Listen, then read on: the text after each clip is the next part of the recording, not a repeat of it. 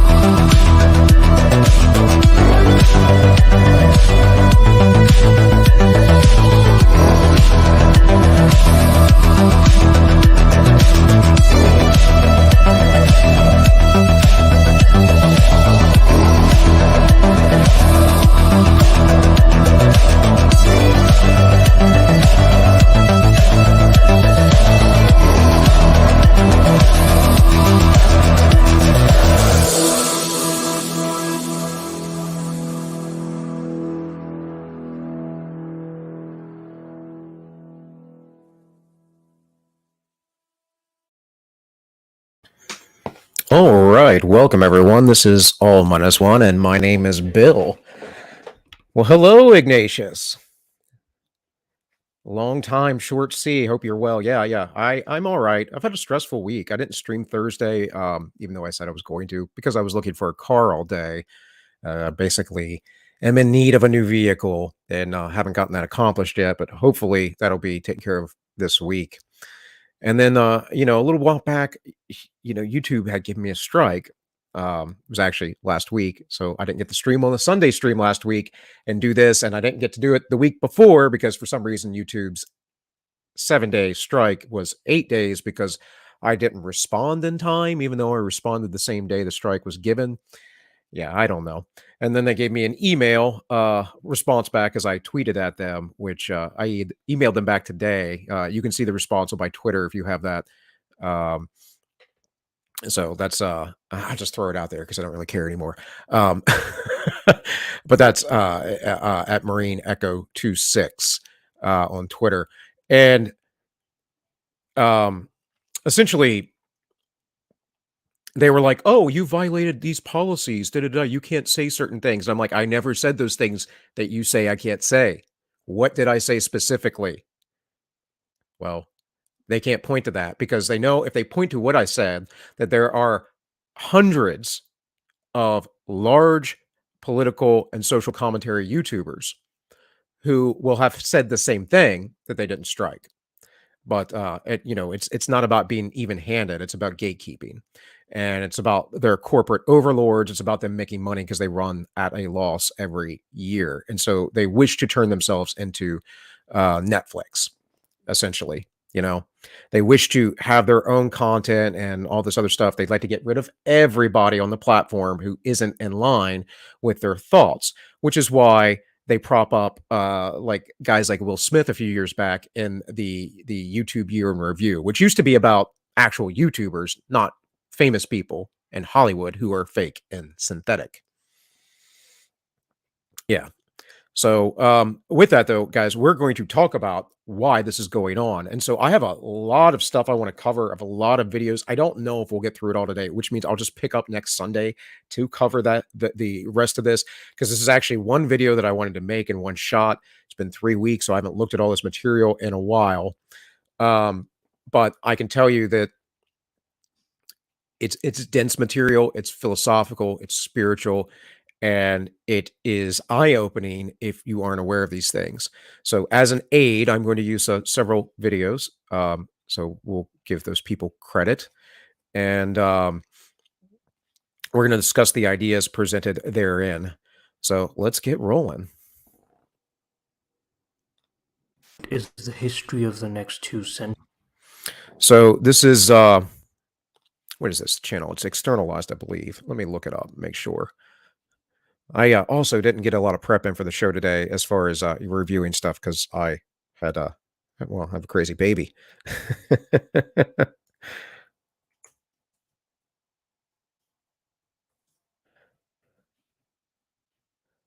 Oh, of course it won't let me just look it up.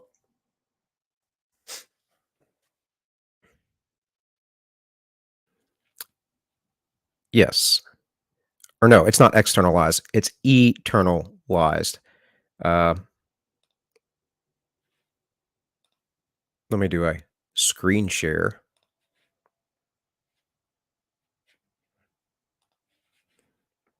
Real quick.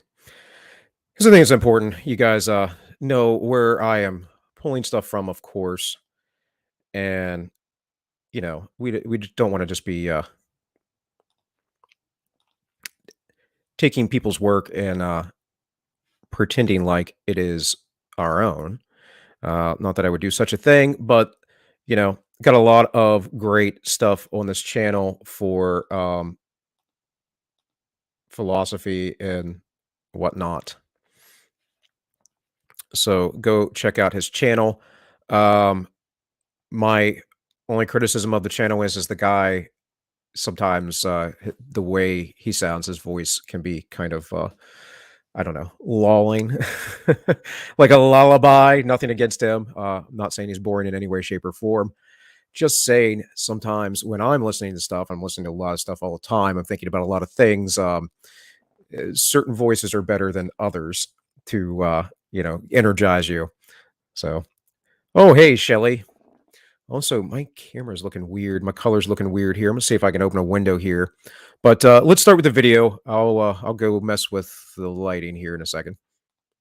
I describe what is coming, what can no longer come differently, the advent of nihilism. For some time now, our whole European culture has been moving as toward a catastrophe, with a tortured tension that is growing from decade to decade, restlessly, violently, headlong, like a river that wants to reach the end, that no longer reflects, that is afraid to reflect.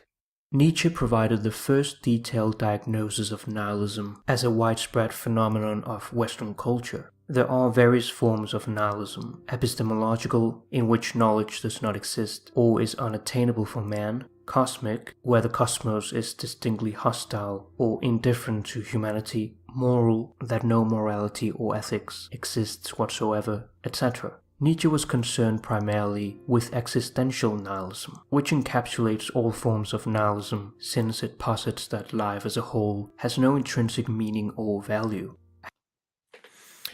So, where we are at in society today is a place of continued burning of this nihilistic aspect of life. Because if everything is only material, if nothing is internal, if nothing is internalized, if things aren't more mysterious than we believe them to be, and mind you, science has plenty of mysteries in it unto itself. But if everything is disjointed and disconnected from the source, the grand constructionist, God, the purveyor of all things, the one who has uh, made this reality that we live in, this kind of construct. And I would think of it as a construct because it has been constructed, right? And there's a lot to all of this as well, like the ideas that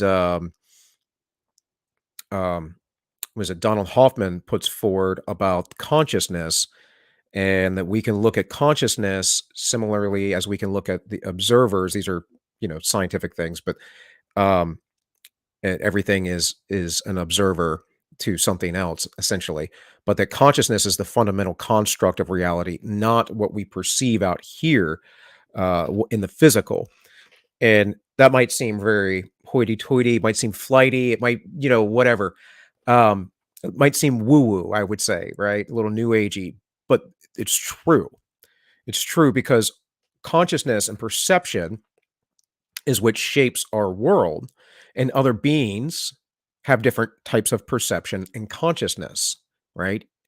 Beings on our planet that we can observe have different modes of operating throughout the world. Some of them can't see, some of them don't hear too well, other senses pick up. For us specifically as human beings, sight is very important. We have, other senses, of course, but sight is one of our most acute of all senses. And it is through that that we operate in consciousness most often. Touch, smell, taste, those things are very periphery. We even our words that we say, we know that you can't say a word to a person and mimic a different mouth movement. So there's a test, the ba and a da. If you make the lip movements of the if you make the lip movements of ba and da, they look different, right? So as I do that, if they play those sounds and they make a different lip movement, people will hear what the lip movement presents, not the actual sound. You can look this up. There's videos like on YouTube about it. I forget the name of the effect, but this is how important our visualization is of things, right? Seeing things. As Christ said, the eye is the lamp of the soul. And what you look at, what you put your light on through your eye, shows your good or evil. Like, what are you focusing on? What is your direction? Remember, the idea of sin basically means to miss the mark, to miss the target.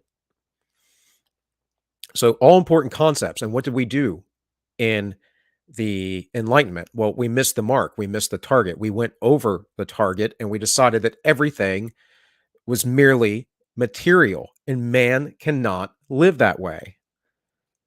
Anti-commie, you just came here for me? Well, I appreciate it, buddy. uh, but man can't live that way. We are not just external beings. We are external and internal, and we interface with the external world with other people outside of us, but we are in an operating system that has internal components to it as well. This is all stuff I'm going to talk about and develop in my book, which is pretty much written, by the way. I think Spook asked me the other week about that I go on a crazy writing spree, and do like another 30 pages or 50 pages. I've written over 150 pages handwritten. And so right now what I have to do then is organize all that and get them in sections, and then take those sections and then start typing and expanding upon them. But I'm still shooting for not a huge book. I don't want it to be voluminous. I want it to be tight, concise, get the points across, maybe somewhat mimetic, and its presentation, and get it so that it kind of, I don't know. There's a lot of theories or ideas out there of what we're going through, but it clarifies these things, and I think I have the right perspective on it, honestly. But of course I would. Of course I would. So whatever. You all will be the judge in the end, and its popularity and circulation will be the judge of that. Oftentimes, though, great ideas are not found in their own time, right? They're not admired while they are initially put out. It is much longer after the release of things that sometimes people realize how important certain works are. And I'm not saying this is like the most important book ever or anything, but I do think it will explain a lot. So, anyways, let's keep going because I got a lot of material. I don't want to talk all day. However, Nietzsche thinks that we are always in a process of valuing. It would be virtually unrecognizable as a human form of life, forced to exist completely without valuing. His central concern on nihilism is what people take to be valuable. He thinks valuing something is better than not valuing anything. But it is not sufficient to escape nihilism that one values something in a committed way. It also matters what one values. Nihilism consists in an inability to find value and meaning in the higher aspects of this life and world. It empties the world and purpose of human existence. Nietzsche defines nihilism as the radical repudiation of value, meaning, and desirability. And what are we facing right now as far as a cultural shift and movement that is from the top down and the bottom up and the inside out, right? The Maoist Leninist march forward to indoctrinate and groom our entire society into the nowhere place. And what have they done? They've decided to create new values, new morals, new perspectives on things. And none of them are really new. There's nothing new under the sun, as the scriptures would tell you. But they are shaping people's minds in this, as I call it, schizophrenic way to basically psychopathologize them. And it is because of this nihilism that people latch onto these things. They latch onto them because they need something to be an operating system for them. But their operating system isn't internal and it isn't self-controlled. It is external. It is fed to them. And in the greater scheme of things, to kind of, if I had to sum this whole video up before I'm done in less than 20 minutes, it's that these people are soulless. They really are, because they've given up their soul. They have no light inside of them anymore. Yes, apathy.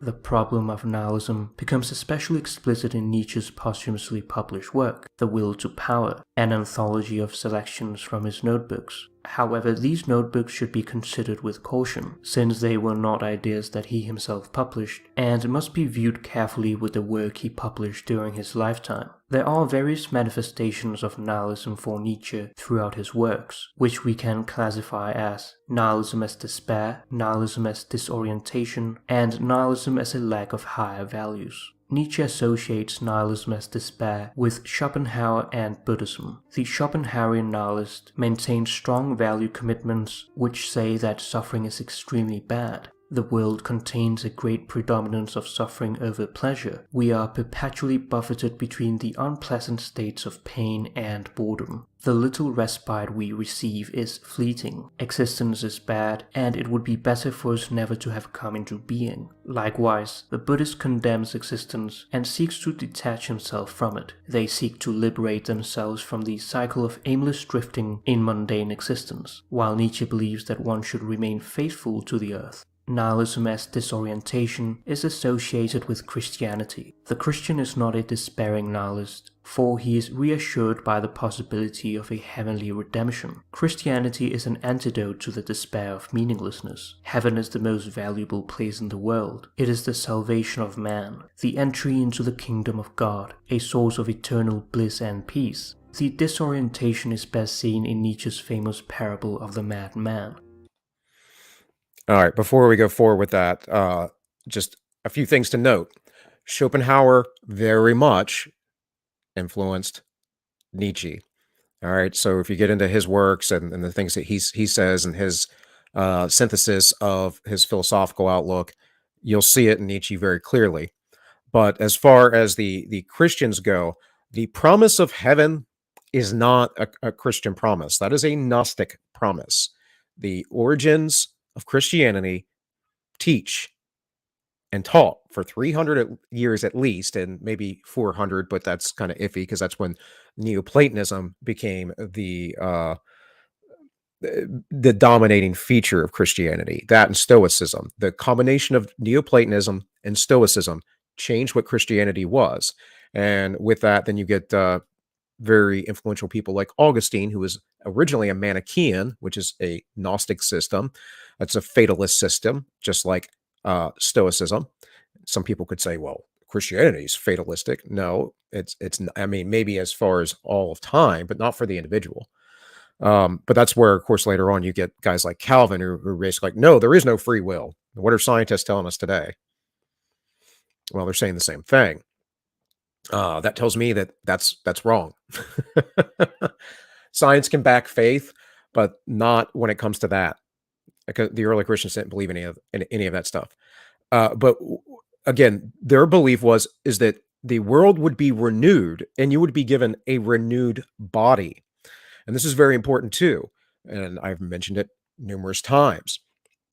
This is Socrates saying, "Oh, my spirit will go off into the ether or whatever, and I'll be free of this mortal coil, this body." That's a lie. That's not how God constructed us. He constructed us in this body. It doesn't mean that we don't have some more, a divine essence to us, or something particular or special, or that God cannot reconstitute us. In fact, that's the promise. That's the hope. Read 1 Corinthians chapter 15. If that doesn't happen, then all of Christianity fails. Paul makes it very clear. That's the promise. And those who are already past, the early church called, in tradition, those who have fallen asleep. They didn't go to heaven. They were asleep waiting their new body for Christ to return, for the dead to rise.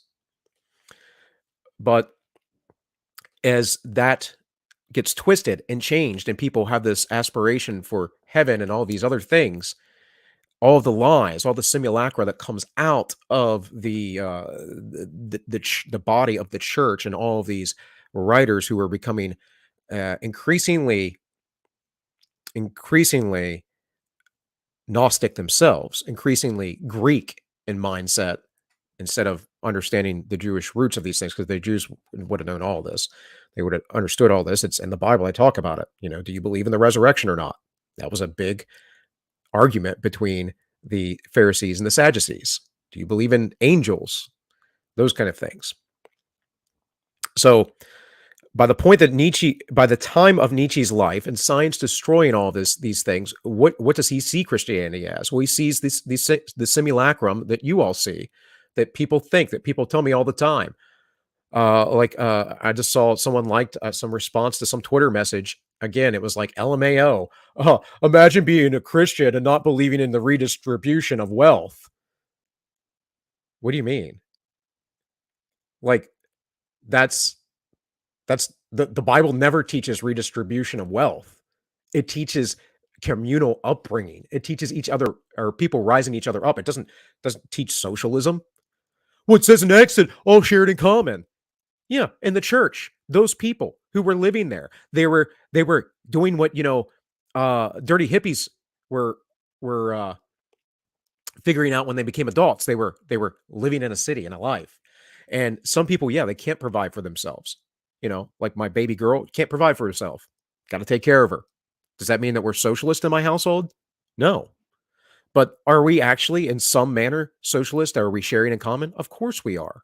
Of course we are. You think I wouldn't take care of my children? That's not the same thing as going over and taking care of my neighbor because he's made I don't know, some bad financial decisions, or is a heroin addict, or whatever other horrible things that they're doing to their lives. It doesn't work that way. In any case, Nietzsche's criticisms of Christianity come from a place of not understanding the roots, and in that he believed God was dead, and he believed that a horrible thing would come of that because if there was no God, he knew that man was not weak enough to carry himself forward. So these are all very important things, and he was right. He was right. We're living in the age of the last man. What were we doing when we unchained this earth from its sun? Whither is it moving now? Whither are we moving? Away from all suns? Are we not plunging continually backward, sideward, forward, in all directions? Is there still any up or down? Are we not straying as through an infinite nothing? God is dead, God remains dead, and we have killed him. How shall we comfort ourselves, the murderers of all murderers? What was holiest and mightiest of all that the world has yet owned has bled to death under our knives. Who will wipe this blood off us? What water is there for us to clean ourselves? What festivals of atonement? What sacred games shall we have to invent? Is not the greatness of this deed too great for us? Must we ourselves not become gods, simply to appear worthy of Simply to appear worthy of it. And why do we need to become gods? Well, we need to become gods because in what would be generally referred to as the traditional model, people had some greater aspiration or belief that they had someone watching over them and taking care of them, and that they had some purpose to life. And again, this is not to say that all that have lived, at least in the Western world, were all Christians. I know there were plenty of atheists throughout all the ages. And it doesn't mean that all people were devout. There might, you have you have your slavish type people, your herd people who will be very devout to religiosity, to certain authority figures in the structure of the churches and the institutions. But the church itself, what it's supposed to be, is the body of the people. Remember, Christ said, "When two or three are gathered in my name." Excuse me for one moment. My wife is bringing me some coffee. I need this. And honey, I don't need a straw. I'm a man. Well, take the straw. I don't. Tell people No, guys, men don't use straws. Just saying. There's only certain times if you have if you're getting a fast food, if you're getting fast food, if you get fast food and the thing has a lid and there's a straw, then that's acceptable. And it's acceptable if you're drinking a cocktail. Otherwise, yeah, my wife said it. You're just gay. Anyways.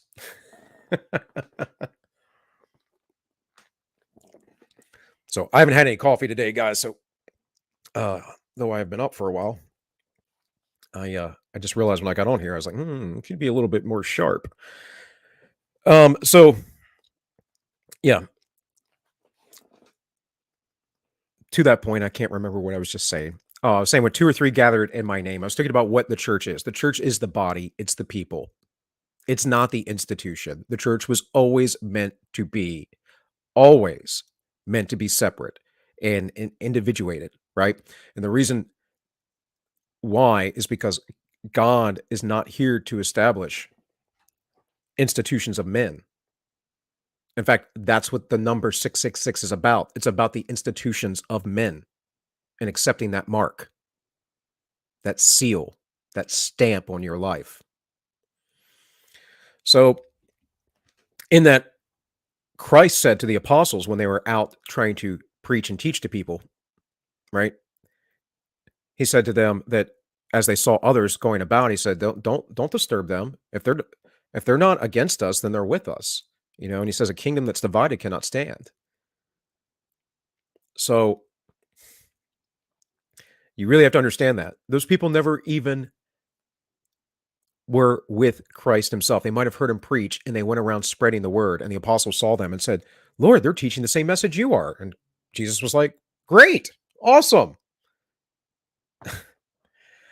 And that's the way the church is. We can, again, there's lots of examples of this, all the epistles of Paul, of course, to the many various churches. Um, Even the way the Greek Orthodox, or not the Greek Orthodox, the Orthodox Church itself, being that it has a Greek, Russian, Carpathian, has all these different little things, very independent. But we can see it in the structure of the book of Revelations as well, with the 7 churches. Now, in part, understanding the book of Revelations is about liturgy and about the temple and things that are in the Jewish roots and the Jewish origins that, again, Christians have left behind because they become Greek. And in that, they became Gnostic and pagan. So let's keep going. Of it. Nietzsche acted as the seismograph that detected the great earthquake caused by the death of God. Nietzschean scholar Walter Kaufmann writes, Nietzsche felt the agony, the suffering, and the misery of a godless world so intensely at a time when others were yet blind to its tremendous consequence, that he was able to experience in advance, as it were, the fate of a coming generation. The melancholic proclamation of the death of God is the result of religion having been the purpose and meaning of life of humanity for millennia, but being undermined by the age of enlightenment brought about by scientific rationality. Science shows us that we should remain skeptical about the idea of an afterlife. It shows our smallness in the cosmos, that we are the product of evolution, of an accidental birth in the flux of becoming and perishing. He writes, For why has the advent of nihilism become necessary? Because the values we have had hitherto thus draw their final consequence. Because nihilism represents the ultimate logical conclusion of our great values and ideals. Because we must experience nihilism before we can find out what value these values really had. We require, sometime, new values.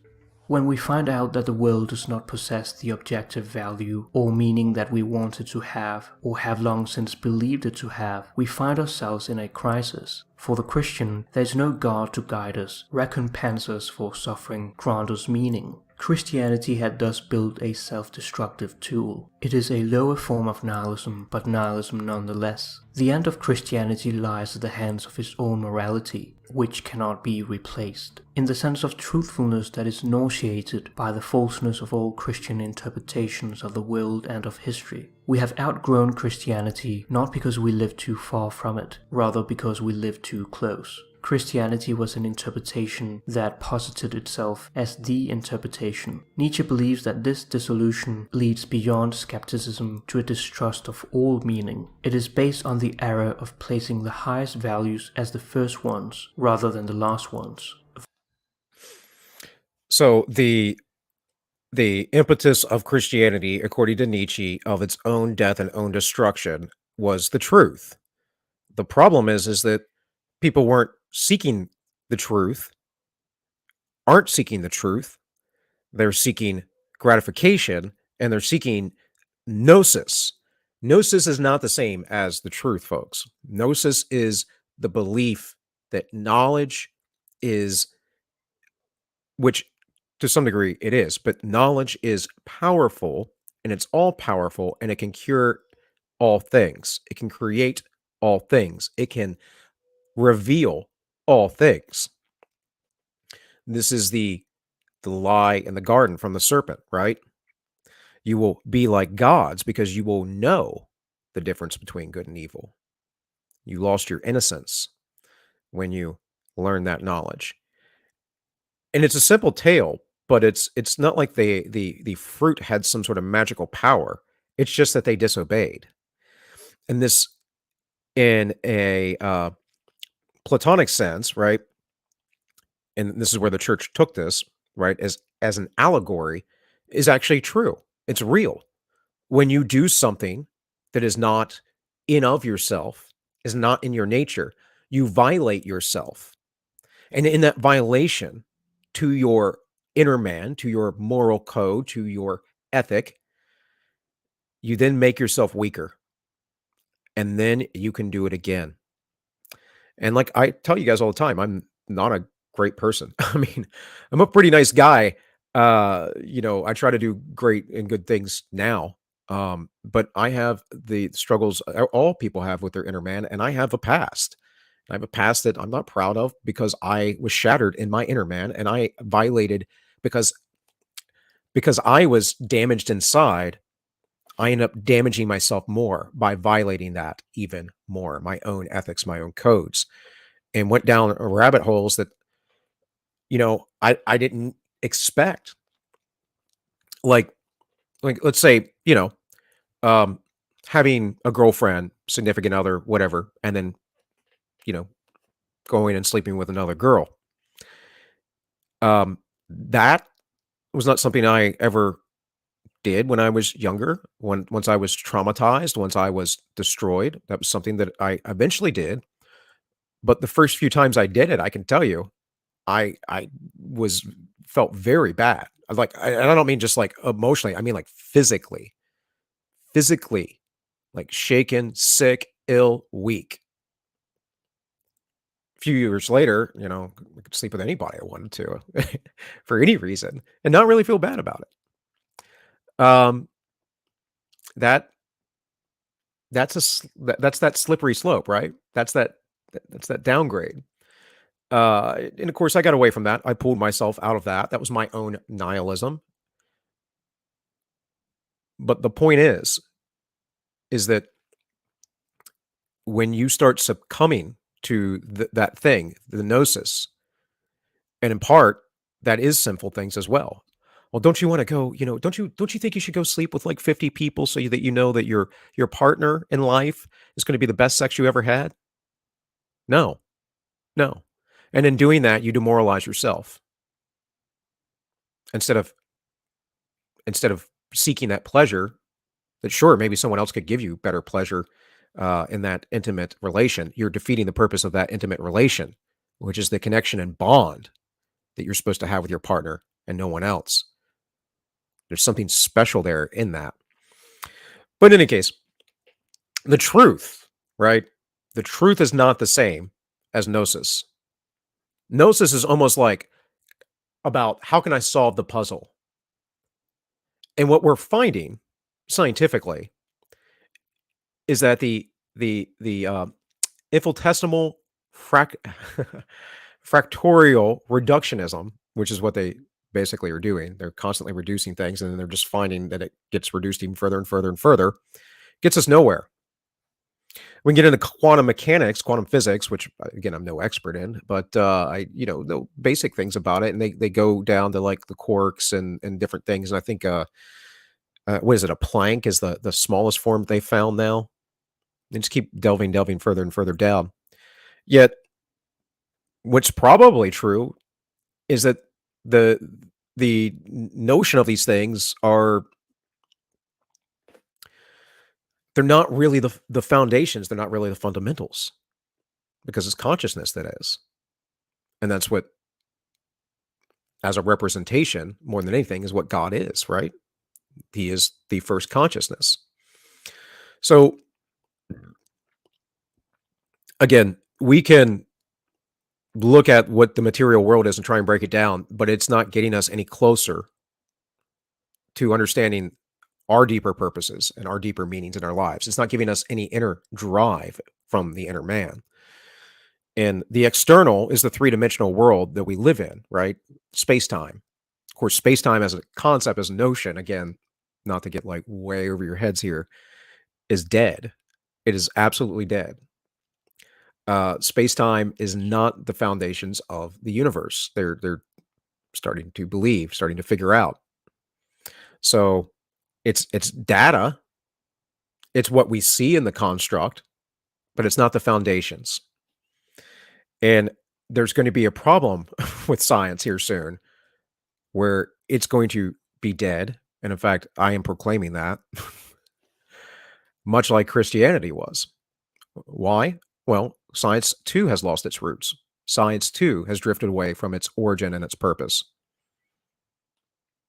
The last, the thinnest, the emptiest is posited as the first, as a cause in itself, as ens realissimum, the most real being. As such, the highest values are in fact the emptiest values. Nietzsche tells us to start from the... Yes, Ignatius, you do feel terrible, and it's psychophysiological, or the old term is psychosomatic, the soma being the body. So psychosomatic, psychophysiological, that meaning that, Peterson talks about this. When you're on cue with something, when you're saying something right, when you're doing your inner dialogue, or you're having a conversation with someone, and something's important, you get that chill through your body. The excitement of the nervous system, it is in you, because you as a being are not just external, you're internal. You're both, right? A concept I'm playing around with for the book is that we're 8-dimensional beings, actually. And I'll explain that more some other time, because that'll get me in a whole that'll get me in a whole another tangent. But the idea has been posited in different ways. I haven't seen anywhere the 8-dimensional man. I've tried to look it up. Herbert Marcuse, of all people. I think was it Marcuse? No. I'm not thinking. It's not Marcuse. Oh, maybe it is. No, it's Derrida. It's Derrida, the postmodernist. That's who I'm thinking of. I believe talked about the one-dimensional man, but this is a deeper concept in understanding how we operate in the world. Steve, is modern leftism Gnostic then? Yes.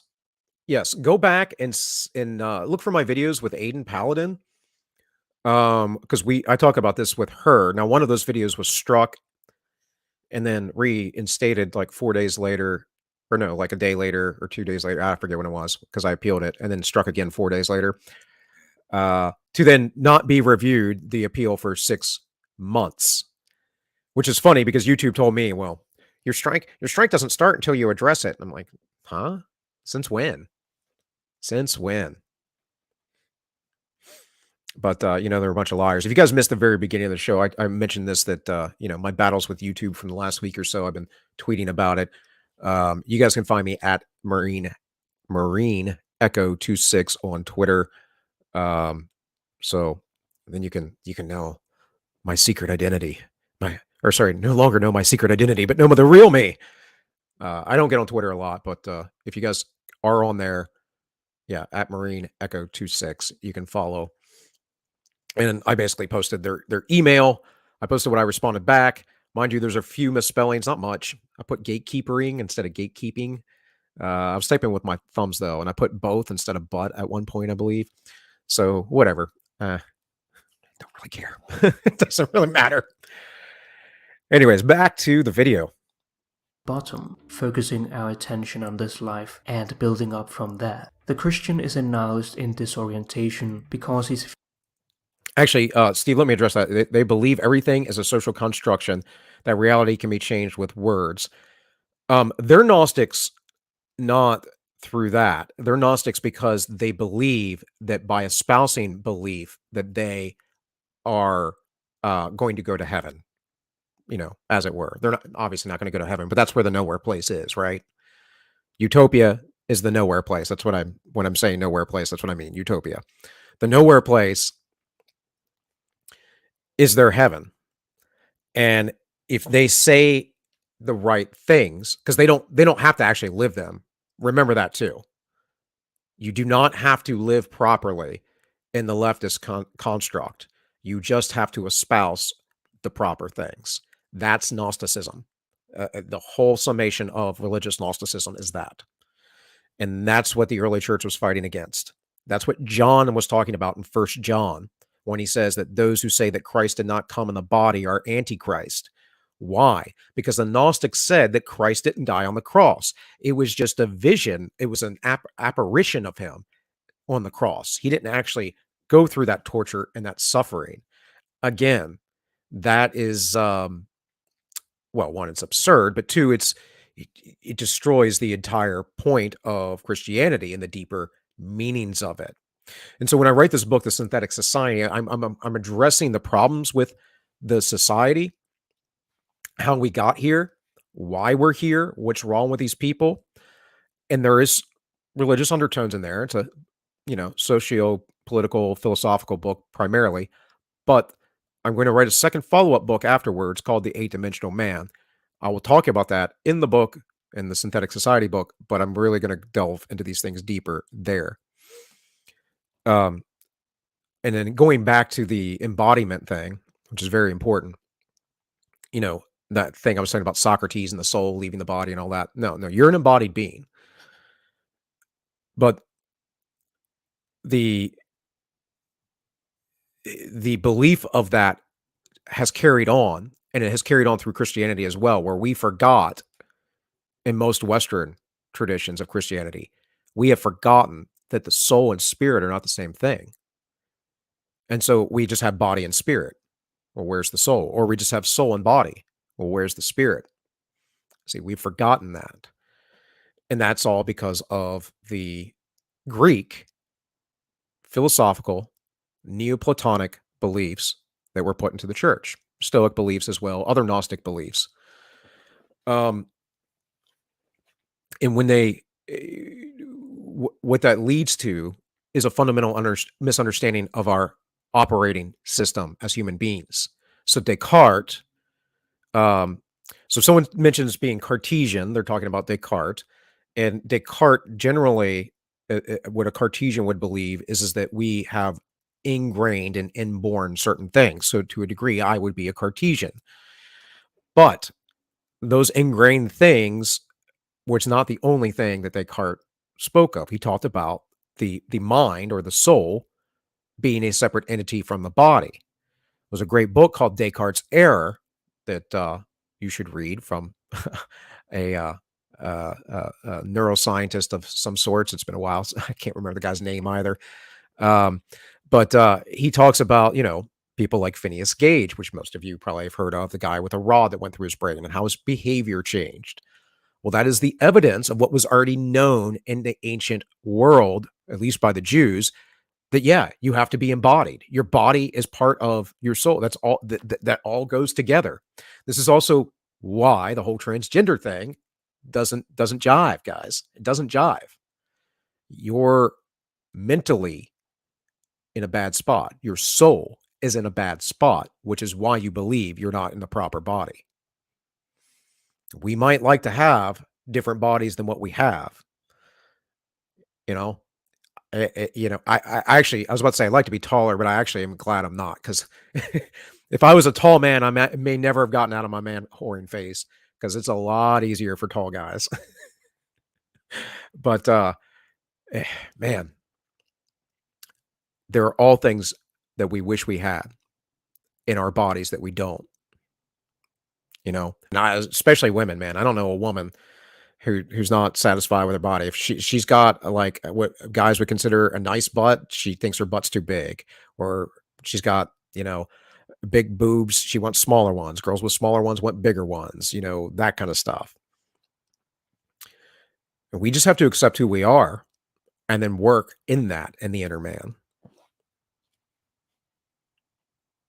Failing to respond favorably to the most important values associated with this life and world, his energy instead remains invested in the collapsing Christian worldview. It is a matter of not being able to find this life and world valuable. He writes, "The apparent world is the only one. The true world has only been lyingly added." To escape nihilism, which seems involved both in asserting the existence of God and thus robbing this world of ultimate significance, and also in denying God and thus robbing everything of meaning and value, that is Nietzsche's greatest and most persistent problem.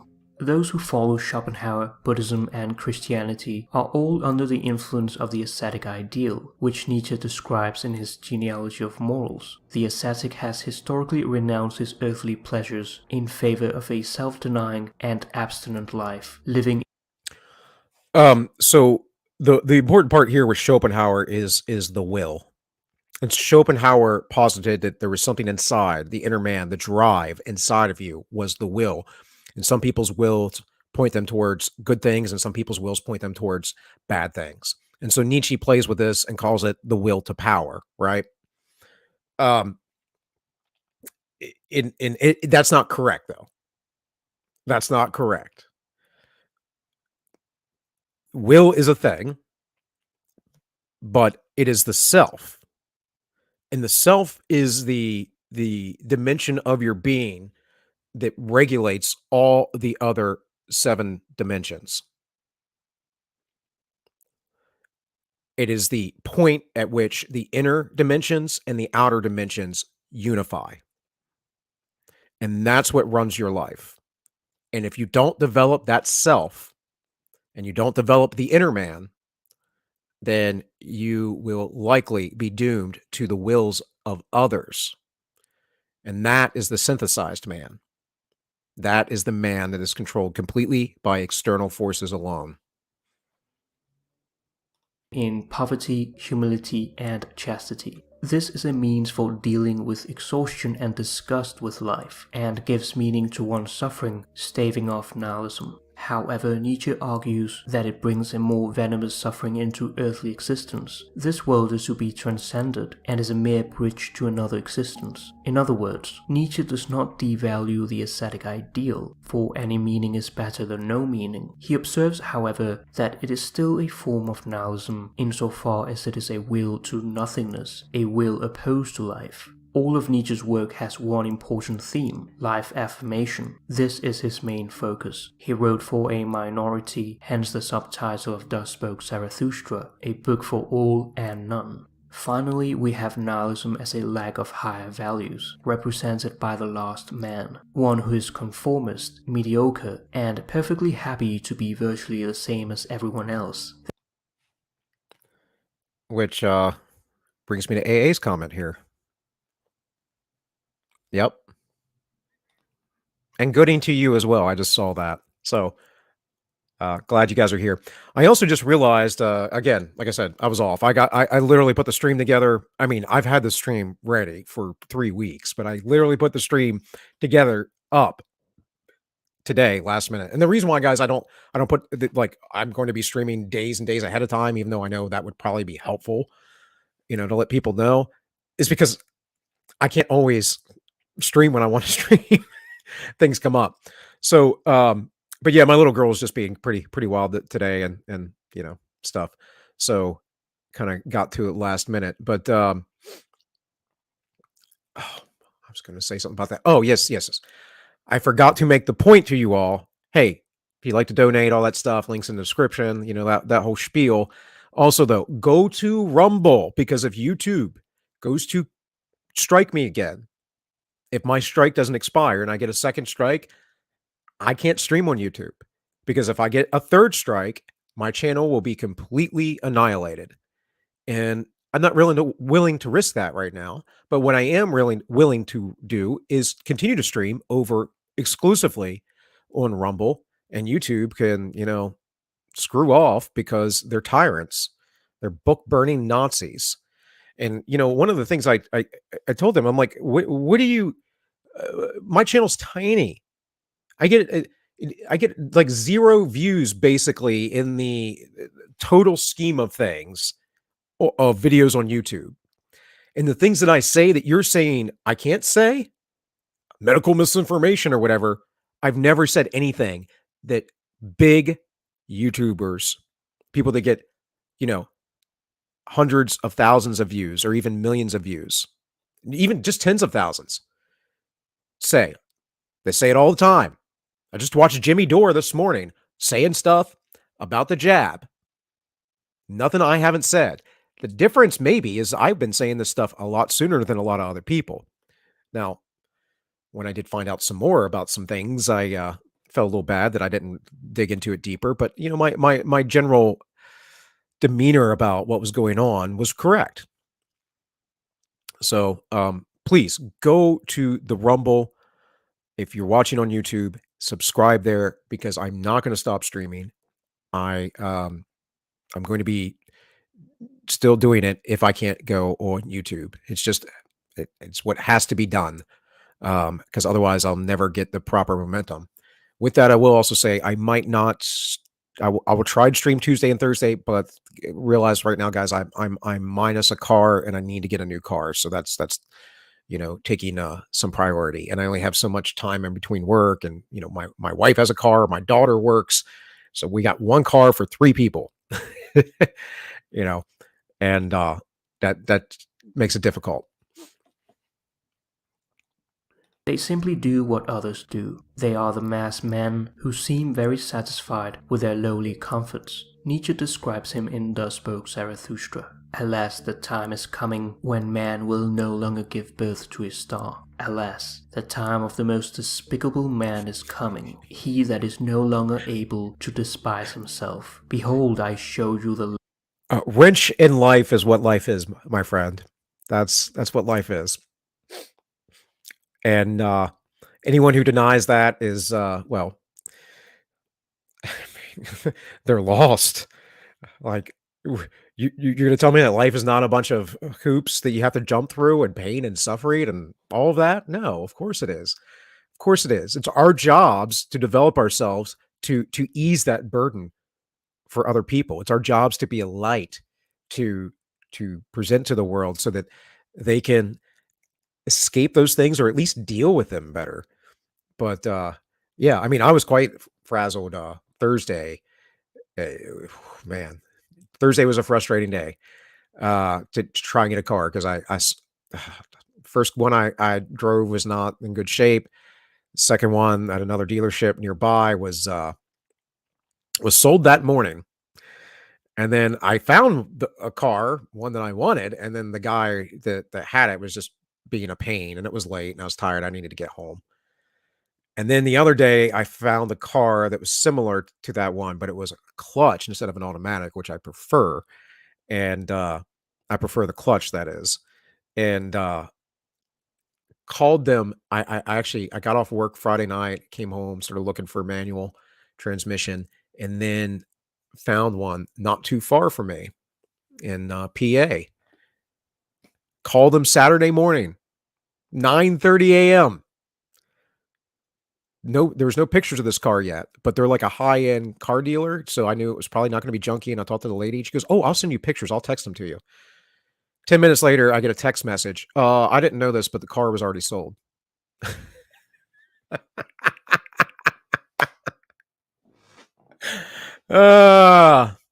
And that's what you got to do. You just got to laugh. You got to keep on keeping on. You just got to keep moving. It's it's interesting studying philosophers, especially atheist philosophers, and you look at someone like Camus and absurdism, and he's not wrong, but he is wrong about the existence of God. So, anyways, let's keep going. lost man. What is love? What is creation? What is longing? What is a star? Thus asks the lost man, and he blinks. The earth has become small, and on it hops the lost man, who makes everything small. His race is as ineradicable as the flea beetle. The lost man lives longest. We have invented happiness, say the lost man, and they blink. They have left the regions where it was hard to live, for one needs warmth. One still loves one's neighbor and rubs against him, for one needs warmth. One still works, for work is a form of entertainment, but one is careful, lest the entertainment be too harrowing. One no longer becomes poor or rich, both require too much exertion. Who still wants to rule? Who obey? Both require too much exertion. We have invented happiness, say the lost man, and they blink. The last man has adjusted his standards so far downward that they are able to be met easily. He is under a woolly blanket, snuggled by the fireplace, drinking his instant cocoa with miniature marshmallows from his Life is Good trademark mug, thinking this is as good as life can get. The last man does focus on this life, but on the lowest values. His culture is that of entertainment. Does this warm satisfaction mean that he is not nihilistic? By Nietzsche's light, absolutely not. Nietzsche wants us to think of such a person as the very worst form of the condition of nihilism. Yet what is nihilistic about the last man is neither despair nor disorientation. It is rather his failure to appreciate and attach himself to the most important values. He blinks in the face of the star. He finds nothing worthwhile when there is something profoundly worthwhile. He is content with the meager happiness he has invented, and he lacks worthy higher goals. Listless, restless. What is it, like being tossed like a reed or a wave in the wind, as the Bible puts it? Uh, let's just eat, drink, and be merry, for tomorrow we die. Or as Ecclesiastes puts it, you toil all day and it's all in vain. Everything is vanity. Um, yeah. So this is this is the time we live in, right? These are the apoliticals. The last man is the apolitical person. Some of them might be SJWs, but not in the way that you think. And by the way, I've been noticing a lot lately, doing deliveries, right? That the SJW-ness is out there. The amount of people who were now presenting as transgender or cross-dressing or some sort of mix, non-binary nonsense. I see so much, and I don't work in a big town, in a big area, and it's increasing for sure. Now we have studies of that, but that's just the my own personal observation. But it's strange to me as a 41-year-old man, given that I grew up in the the modern liberal era, in the new world order, the new liberal social order, and for the most part, gay people were accepted, and all those things were fine, but it wasn't like we're pressing it upon people. And now we're seeing these people basically proliferate their mental disorders. It's like they're multiplying. It's quite strange. It's quite strange. And why is that? Well, it's because like Nietzsche just put it there. There's no internal self. There's no inner man. There's no driving force. There's no soul. There's no light that projects for them. Instead, it's all projected onto them. And all that's projected onto them is darkness. That's why the light inside can't be seen. It's all external. They seek for contentment in drink, and drugs, and pleasure, and television, social media, gratification. A person, LMAO, imagine being a Christian and not believing in the redistribution of wealth. What are you saying to me? You don't know anything about my faith?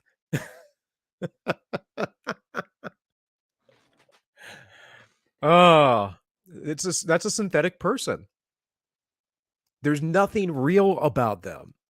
It's all a facade. It's all the external world being exhibited in their being. They embody what is external.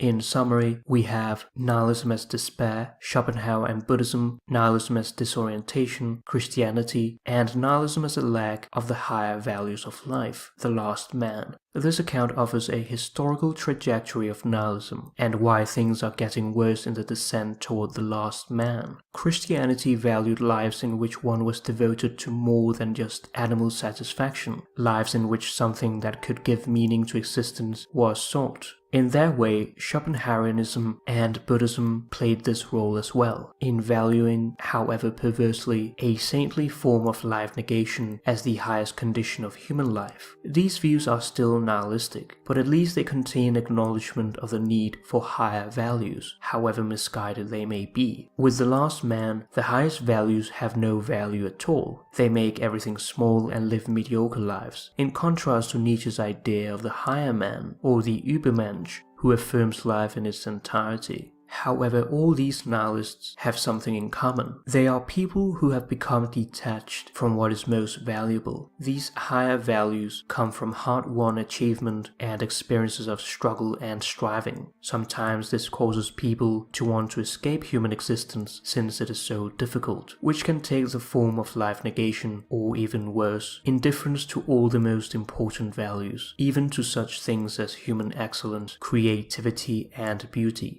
According to Nietzsche, the world surrounding us matters more than any beyond, and is the locus of such higher values. Yet for the most of the past 2,000 years of human history, we haven't been able to appreciate this. In a beautiful Nietzschean turn of phrase in one of his letters, Austrian poet Rilke writes, "Not until we can make the abyss our dwelling place will the paradise we have sent on ahead of us turn around and will everything deeply and fervently of the here and now, which the church embezzled for the beyond, come back to us. Then all the angels will decide, singing praises in favor of the earth." This is the life-affirming perspective Nietzsche wants to shift us toward, or to remind us to cherish. Some will not be able to bear this, and life-negating nihilism will, ironically, be more conducive to their continued happiness and survival. But to those of us who can shift, or have shifted, this is our pagan salvation. Apart from the forms of nihilism discussed, Nietzsche distinguishes between two formal types of nihilism in The Will to Power. Nihilism, it is ambiguous. Nihilism as a sign of increased power of the spirit, as active nihilism. Nihilism as decline and recession of the power of the spirit, as passive nihilism. Nietzsche associates passive nihilism with the ascetic ideal and the systems of thought that are built on it, Schopenhauerianism, Buddhism, Christianity. Active nihilism, on the other hand, is associated to the construction of a new meaning after being faced with the destruction of all value and meaning. So what he's saying is that those that point back to faith are living in a nihilistic state, which I would not agree with. But more importantly, Nietzsche believes that in that nihilism, which he was living in himself, that there must be a new moral created, a new moral made. Now, that belief, very much with his overman, inspired not just Nazi Germany, but the left today. We know this. They wish to create new morals, a new type of man. The nowhere place involves us as an evolved being. Beyond that, we know that the New Age, New Ageism, occultism, esotericism, all teach the same thing. And I've been mentioning this a lot lately. You know, Josh Ham and I had a conversation, what was it, Thursday? He called me Thursday morning and you know, we chatted for about an hour and I was telling him, I said, you know, we're on the precipice of this thing. And he goes, yeah, he's like, everyone can feel it. He's like, yeah. So the New Agers have been saying the occultist, and I'm not saying that they're the same thing, but they have the same sources, guys. They have the same roots. You know, we can differentiate occultism from paganism or Wiccans and all this. They all, in the end, the principles are the freaking same. All right. And in any case, you know, there might be some nitty gritty details that are different, but the meanings, the symbols, the explanations, their beliefs, generally all work towards the same thing. And it always is that we're going to evolve to be some sort of gods ourselves. The juxtaposition of Christianity is not that at all. It's not that we evolve to be anything.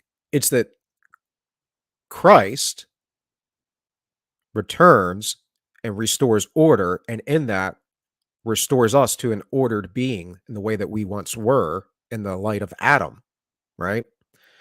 And with that, we are maybe evolved, but we didn't go through some gradual process of anything. It's a literal changing of who you are. And that process has to happen inside you first. You take the steps in this life, and it's kind of like this is the testing grounds. This is the proving grounds for not what you deserve, but to proof yourself, to refine yourself, to be, in that, to have that kind of responsibility, if you would, to be that kind of higher being. And Nietzsche's Overman is a direct juxtaposition to Christ, because Nietzsche knew that Christ being dead in his mind, not really existing, Christianity being dead,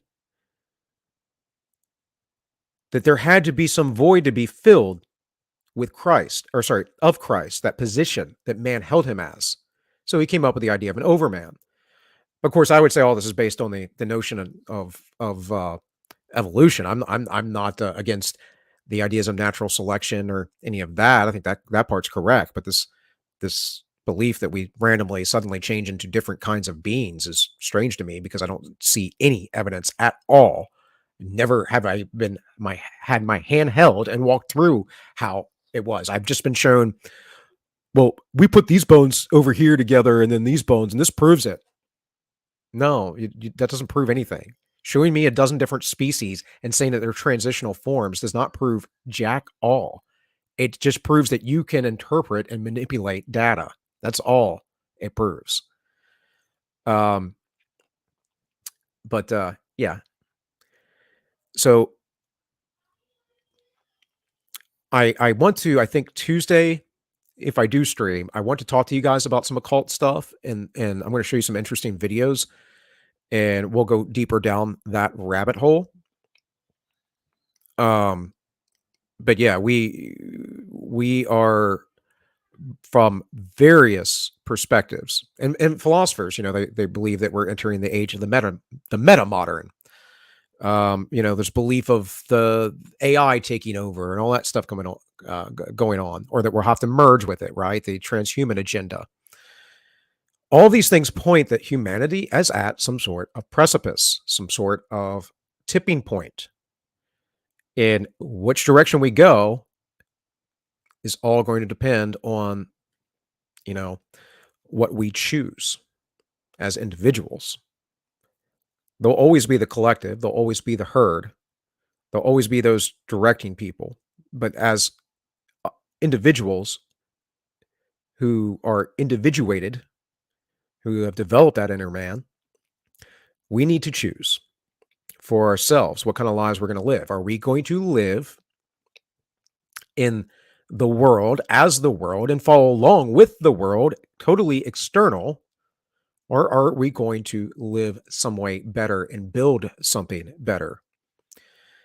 And it's actually, again, I'm not expecting everyone to know philosophy, but it's a very Kierkegaardian perspective, because Kierkegaard didn't believe in the synthesis at all. He thought you had to live, you lived in this world, or you lived for God. So Nietzsche believed that the new morality would have to come in, and that is what we are constructing. That is what the occultists want to construct. And again, I'll probably talk about that on Tuesday, given the chance. Given the chance. Hopefully, I'm not out all day trying to figure out how to get a car. And it's just a budget thing, guys. I got to get the right price, and I got to get a car that I know is going to be reliable. I'm looking for all-wheel drive and a couple other things. So, and then there's just the personal preferences, but yeah. Anyways, let's hit play. Such as with the event of the death of God, Nietzsche views this as a sign of strength. Instead of succumbing and Hey, Kiz. What's up, man? Signing like the passive nihilist, the active nihilist seeks to replace the old values and overcome the condition of nihilism. He is a strong individual who posits his own values as an independent creator. Nietzsche, however, did not call this person an active nihilist. Nietzsche calls this person the Übermensch, one who is not afraid to gaze into the abyss, one who after going through nihilism overcomes it and affirms life. We may encounter meaninglessness in our life when I have done exactly that. I have looked into the abyss. I have overcome my nihilism, and I didn't reaffirm it, in fact, but I did develop morals, but they weren't my old morals. They were new morals, and they weren't developed by me. They were developed by God, and He imbued them into my character. And I embody those as much as possible every day. Like literally, I and to embody what that means, right? So again, Nietzsche wasn't wrong completely. He was correct on a lot of things. That has to be understood. But my new morals, where they came from was from the source itself. And that new set of morals took over those old morals that I died to, that whole thing of cognitive dissonance. It's a painful process. And those old morals, I realized, were simulacra. They were false. They were rooted in um they were rooted in the false ideals taught through the centuries. And I've always had a desire, a drive to get to the root of things, especially Christianity, but for some reason I never did. I never did. I never pursued that. Not until I had to reach a point of existential rock bottom nihilism. faced with the loss of what was most meaningful for us. This can be the death of a loved one, the loss of a job, a natural disaster destroying a home, etc. The danger arises when one is so attached that one becomes passively stuck in this state of mind, the end result of which is that life is not worth living, and that it is better to end it. Nietzsche tells us that we must actively fight it and overcome it, which is by no means an easy task. Nietzsche attacked the value problem that stares our generation in the face, the dilemma that haunts modern man and threatens our civilization. The end of the moral interpretation of the world, which no longer has any sanction after it has tried to escape into some beyond, leads to nihilism. Everything lacks meaning. Since Copernicus, man has been rolling from the center toward X. What does nihilism mean? That the highest values devaluate themselves. The goal is lacking. The answer is lacking to our why. Modern man finds that his values are worthless, that his ends do not give his life any purpose, and that his pleasures do not give him happiness. So this comes back to moral relativism, right? And think about certain questions or things that people present to you about don't judge you, everyone deserves to be happy. These axioms, the sloganeering, if you would, right? Because they're fake. They're not developed people. They don't think about what they're saying. They just say them. Everyone deserves to be happy. Really? Tell me, how happy did Hitler deserve to be? Since, that's the boogeyman for everyone. Or Donald Trump. Does Donald Trump deserve to be happy? Well, everyone but Donald Trump. Right? But then see how that becomes moral to sorry, can't talk. Moralistic relativism, right? Because all of a sudden they switch on a dime. It's just like it depends on the situation for them. So what's the through line? What's the point where you have a principle? See, that's what sophists do. They switch on a dime. And that's what actors do. Hypocrites, if you would. Those who pretend, they play at life. And that's what a synthesized, synthetic individual is. Right? And with that, what happens? Well, you have what I call the superstructure, the people that actually run everything, the people that are engineering the Great Reset as we speak. You have them putting upon the synthesized person the new morals? What is that? Well, that's climate change. What is that? Well, that's trans rights. You know, what are the new morals? Well, men can be women and women can be men, and they, birthing people and all of those silly things. And then because it's split, it's schizophrenic. It doesn't make any sense. It's not logically coherent, but it doesn't need to. It doesn't need to make sense because it's what the superstructure says, right? The gods, if you would, the idols. And then those people who are the last man and the slave. We'll talk about the slave another time, but very, very similar concepts, by the way, but there is a differentiation. The last man specifically is living for comfort, for wealth. The last man doesn't necessarily have to be poor. Again, I'm going to talk about these ideas in the book, but so there is what I'm calling the sick man, the homonosos, where we get the word nostalgic from. Nostalgic means to be homesick. So that's not like gnosis. It's spelled the same way, but without a G. And the sick man is those people that we all point to in Hollywood and the media and whatever, that all live wretched lives, wretchedly immoral lives. We know that. They lie to us every day. They know they're lying. They 100% know they're telling you untruths. And they believe that is their responsibility to do so, or they just like getting the paycheck. The ones that just like getting the paycheck and living in comfort and having the power, well, they're the last man too. Because it's all about the material comforts of things. And that's what communism is all about, by the way, folks. Every iteration of communism is merely about that. It's about how to obtain power and comfort for oneself. That's it. And that makes you a weak person, honestly. I think power makes you weak. Because I don't need a gun or my fists or whatever other means to force you to do something, to follow me, to listen to me. I merely need you to believe that I have something important to say. I merely need you to look at my character and see that it's respectable. I need you to understand that I'm being as truthful as one possibly could be. Genuine, real, a real person, not a synthetic one. And that's real power, folks. That's actual power. I was talking about this last night at work with one of my managers. She just started. And we're talking about,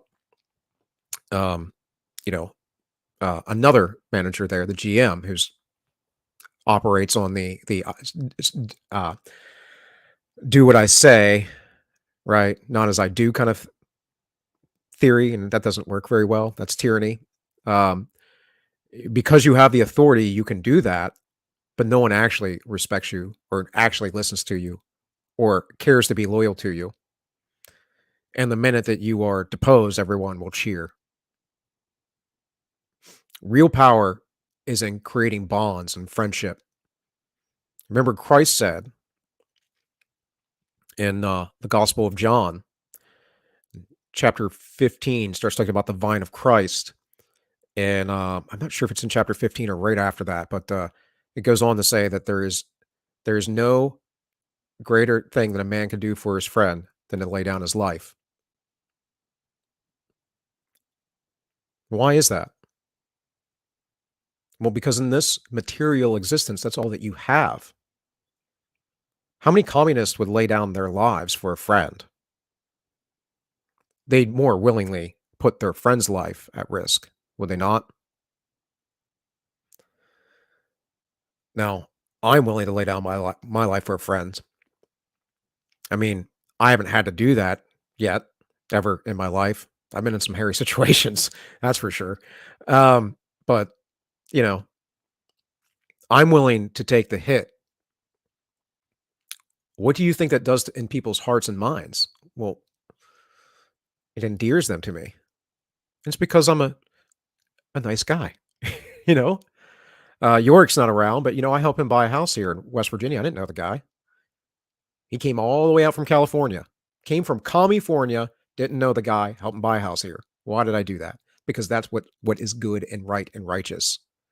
That's why. It's not to serve myself. It's to serve others. That's what Christ came here to do. So keep all those things in mind. We'll get through this video eventually, guys. Sorry, I'm far more talkative than I expected to be.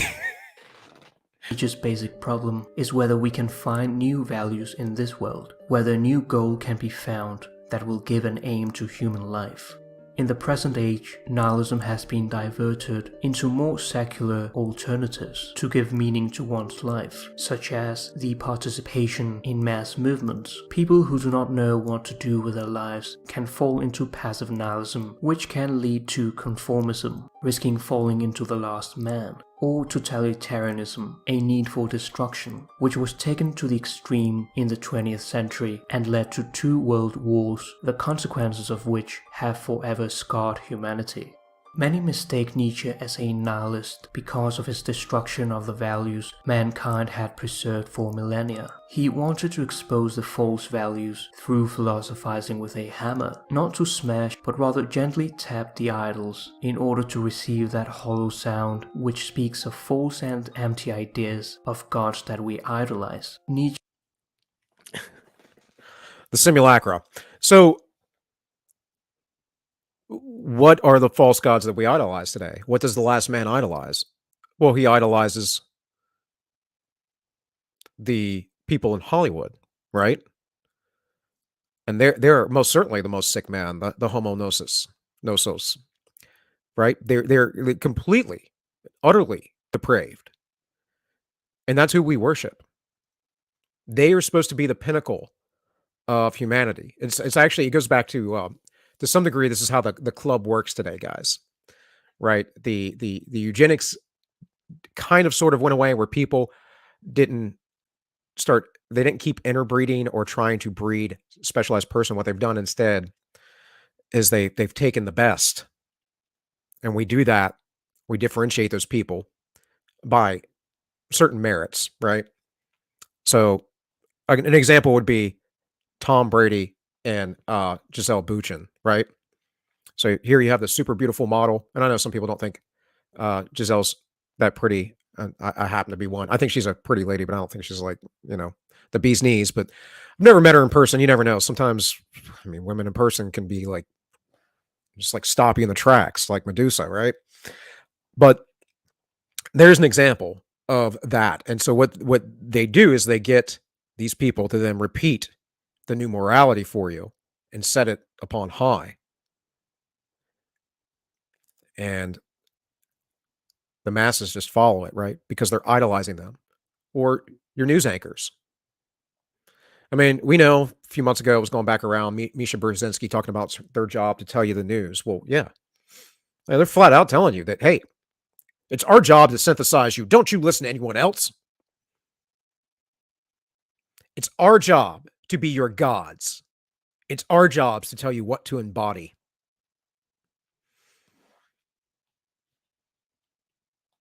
did this because he saw nihilism as an inevitability. He writes, "What is falling, that one should also push. Since the old values are already collapsing, one should help to speed up the process and replace the old values with new ones as soon as possible." He is therefore not a nihilist. He rather wants to overcome it by means of a revaluation of all values. This new table of values contains life affirmation, with concepts such as the Übermensch, the will to power, and the eternal recurrence. The Übermensch is meant to be the solution to nihilism. By conquering it, he is the meaning we should give to our lives. He overflows with strength and well-being. He is the meaning of the earth. Nietzsche tells us to remain faithful to the earth and focus on maximizing our potential in this life, to prioritize our body above everything else. Only the Übermensch can accept the eternal recurrence, the idea that we would have to experience the same life for eternity. This is the heaviest weight that closes the gap of nihilism, which only the Übermensch could accept. So this is the story of Sisyphus rolling the boulder up the hill, right? That this thing repeats the terror, the horror of life. And there's plenty of joy and everything else in it as well, of course. But yeah, I mean, when you're getting further and further in that hole, and it seems like nobody can hear you or listen to you, no one can see you, they can understand you, right? It's like you feel like everything is futile, and you don't want to feel that way. And this is often, of course, why people kill themselves. Most often, people kill themselves because they're emotionally excited, and in that excitation, and they're drinking or doing drugs or something, and then they do it on accident, or they just let those that emotional swell carry them away. That it's almost like having a panic attack, or like a flashback if you have PTSD, that kind of thing. But it's because of the weight and the burden of life, and it doesn't get easier. It doesn't get easier. When you're a child, that weight and burden of life is not felt. It's not felt at all. And the older you get, the more you realize it.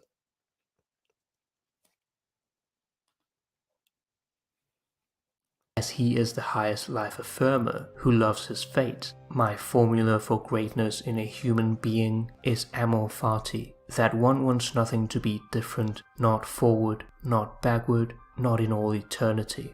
And finally, the will to power is to be master of oneself, which requires the greatest increase of power over oneself. It is the lifelong journey of self-realization, of becoming who one is. Happiness is the feeling associated to overcoming resistances and suffering, which gives way to an increase of power. Thus, the will to power and the eternal recurrence carve the path for the Übermensch, who is the happiest person and the meaning and justification of existence. I hope you found this video valuable. You can help support the channel on Patreon or by liking, commenting, or sharing the content. Thank you for watching. That was from the channel Eternalized. So, and maybe you can get where I said about this guy's voice kind of lulls me to sleep. But he makes great content. He does. He makes very, very good videos. It's just kind of very soft, like, talking, a little bit of ASMR, little, you know, gonna say very precise words very quickly, very accurately, but doing a very low, kind of monotone type voice. Um, but not trying to put you down, bud. Great videos. Appreciate it. So I hopefully you got some sense of The Last Man, and I know it filled out a lot there. I mean, we've been streaming for an hour and a half now. And again, I have a lot of videos to go through this. I guess this will be a multi-parter, because I don't think I'm going to be streaming real long today. I think definitely a 3-hour cap's going to have to be where it's at for my own personal reasons. But I have a lot of material, guys. I got a lot of material. I've been trying to do this stream for 3 weeks, and I haven't even added material to it. So with that, let's just watch another video, and I want you guys to see some early childhood development videos. But before we talk about that, we're talking about the synthesized person, the last man, the idea that comfort and conformity is an addiction to technology is where the future would go from Nietzsche's perspective, writing in the late 1800s. And he was right. Why does this cycle continue if we can see it, if we know about it? Well, it continues because of the superstructure. It continues because of the voices from the top preaching down from on high. It continues because your idols, your gods, are pushing messages which is counter to our nature, our beings, and it's counter to the development of the inner man, and it is weakening men all over the place. And I mean that not just as males, I mean that as males and females, but I also mean that specifically to males, because males are the natural leaders. Women are the natural nurturers. You need both. You have an inner man. It needs nurtured. But it also needs led. And you start with your children, and that's what they start with. They start with your children too.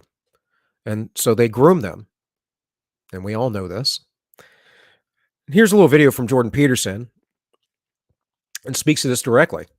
Is anybody out there, any young guy who's watching this, who's been having vengeful fantasies and who has been developing and toying with fantasies of revenge and who is feeling isolated and lonesome and oppressed and isolated and is starting to spin up fantasies of violence in revenge? And you'll know that if you're one of these people. Find someone to talk to. There's better ways you can deal with this. And you're young, you're 16, you're 17, you don't have to be doomed, you know? You got your whole life ahead of you. And maybe just getting out of the place that you're in where you're unpopular might do it for you. You know, you can move to somewhere else and be a new person. There's all sorts of pathways in life. And so you don't have to explosively demonstrate your competence, you know, in a single vengeful, violent act. There are better ways to deal with the world. And you might have reason to be bitter and vengeful, but there are better paths forward. So on this, he's talking about these, shooters and whatnot. Again, why do you think we have them? Why do you think this is continuing to happen? Why do you think it seems to be growing? Why is the discontentment so high that a guy literally who's probably just an average Joe came up to who was it? Oh no, I'm blanking on the guy's name. Anyways, tried to assassinate a political candidate the other day with a knife. Right? I mean, Shinzo Abe was just murdered. We've had a lot of political assassinations actually lately. If you go back since the Great Reset started, there's been quite a few. There's been quite a few attempts. So there was one in the UK the other year, right? This isn't normal. I don't remember this happening in the 40 years of my life. I mean, there were attempts. I mean, Ronald Reagan was, attempted when I was a young child. But it seems like this thing is growing. And the synthesized people are being psychopathologized. And why is that? Well, they are being raised in a manner which is going to psychopathologize them purposely.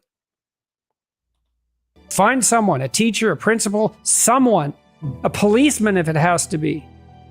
These school shooters. So my understanding of their psychology is that they're resentful, they're low down on the status hierarchy, they're not attractive to potential mates, they're not necessarily very popular, and they don't have a lot of hope for attaining any of that in the future. So they're very, very frustrated by that lowly position. And that makes them angry, it makes them resentful. Then it starts to generate compensatory fantasies, which would be, well, I'll do something. I'll show them. I'll show them. I'll show them. I'm going to be famous. Everybody's going to know who I am. Mm-hmm. And then they can drift into these violent fantasies. And sometimes that's motivated also by thoughts of direct revenge because they've been bullied and they've been pushed around. And so they have reasons to be angry, let's say. No, I'm not saying any of this is justified, by the way. I'm just saying how it works.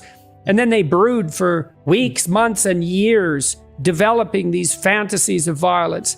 But more importantly, focusing on the consequences for notoriety of the violent act. That, my friends, is an externalized view of the world.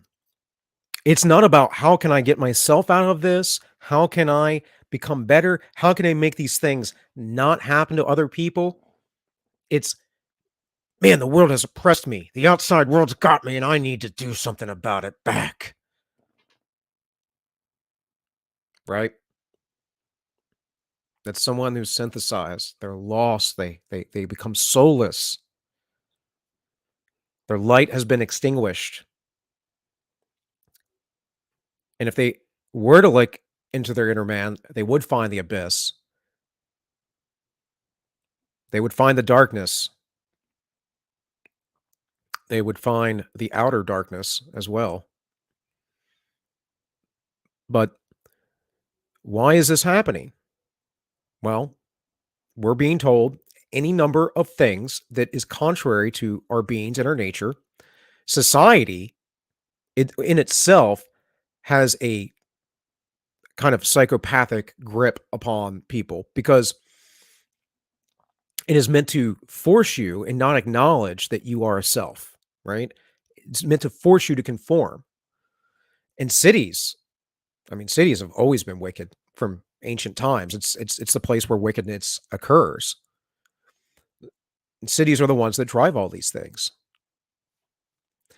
And this is where you see these people at, right? It's rare you're going to hear about some shooter who lived in some rural, you know, town that has a couple hundred people, or maybe even a couple thousand, that everyone's friendly with each other and whatever else, because those people aren't synthesized. They actually live real lives. They're connected to their community.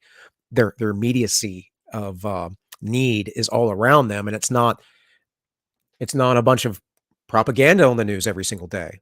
It's not a bunch of lines from the media telling you that you're wrong and evil for existing because you're a white man. Things that you have no control over. You were born into this existence as evil. But that's not racist, right? Oh no, that's not racist. That's not taking white men and scapegoating them like the Nazis did the Jews. No, it couldn't be that at all.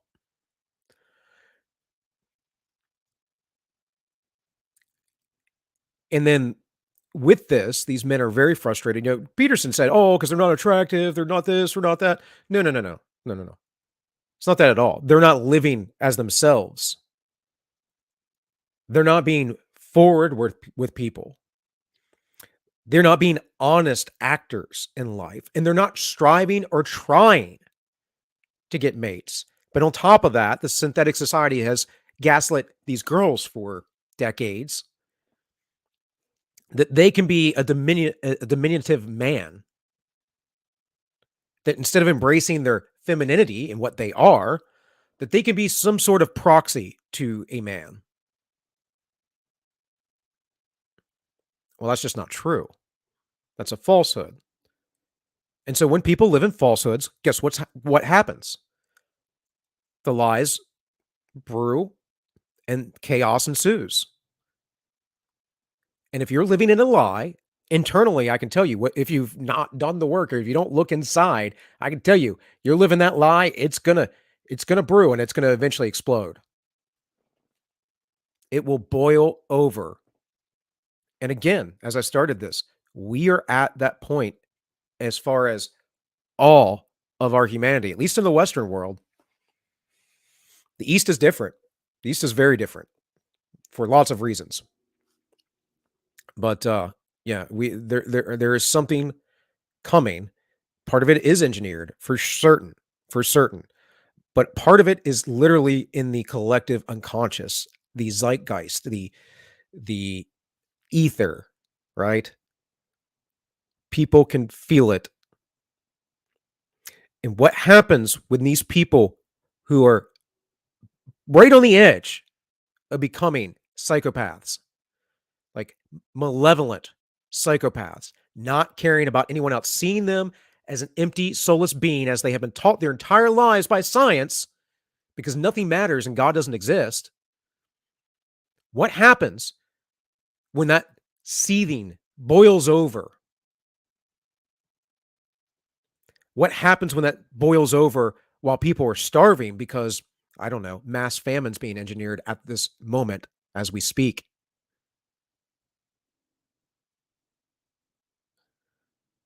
What happens when the supply chain breaks down to the point where, you know, you can't get basic goods and basic things, and people are beginning to eat much less, starve, do whatever is going to happen, and these people band together to go on murderous sprees?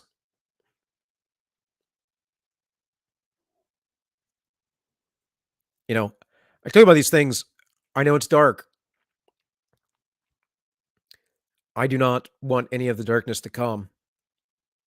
I'm not cheering this on, but, you know, I have to talk about it. I have to tell you what I see is happening, and I have to tell you what my inner man speaks to me and what I believe God speaks to me to say. I mean, I don't know where these things come from, that how I piece things together. Um, but I know that I know that this is happening, that we are in a swift generational decline.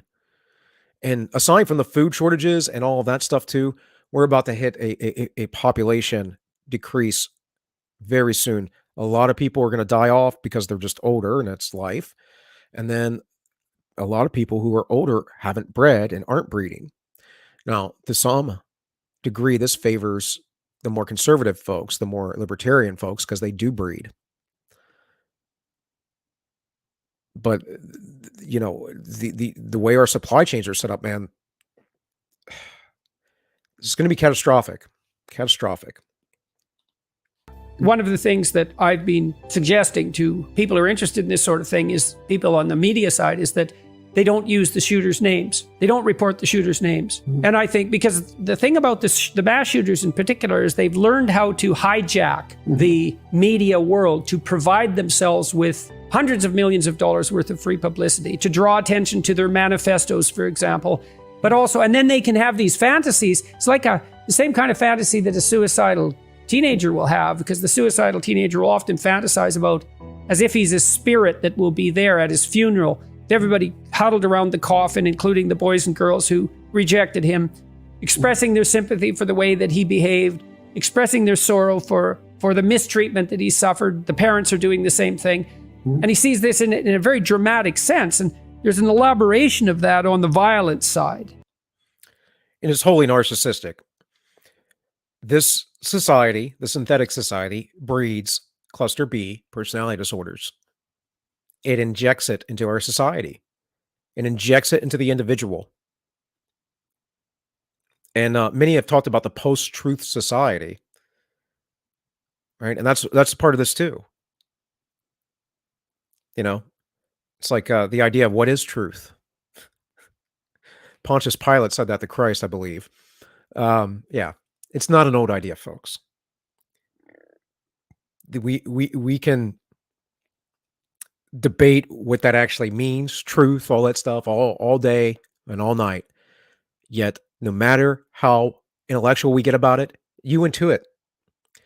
You have your intuition that tells you what the truth is. And like earlier, and I talked about that psychosomatic or psychophysiological reaction when you're doing something aligned right with you. Well, when you find the truth, you'll feel that. You'll know that.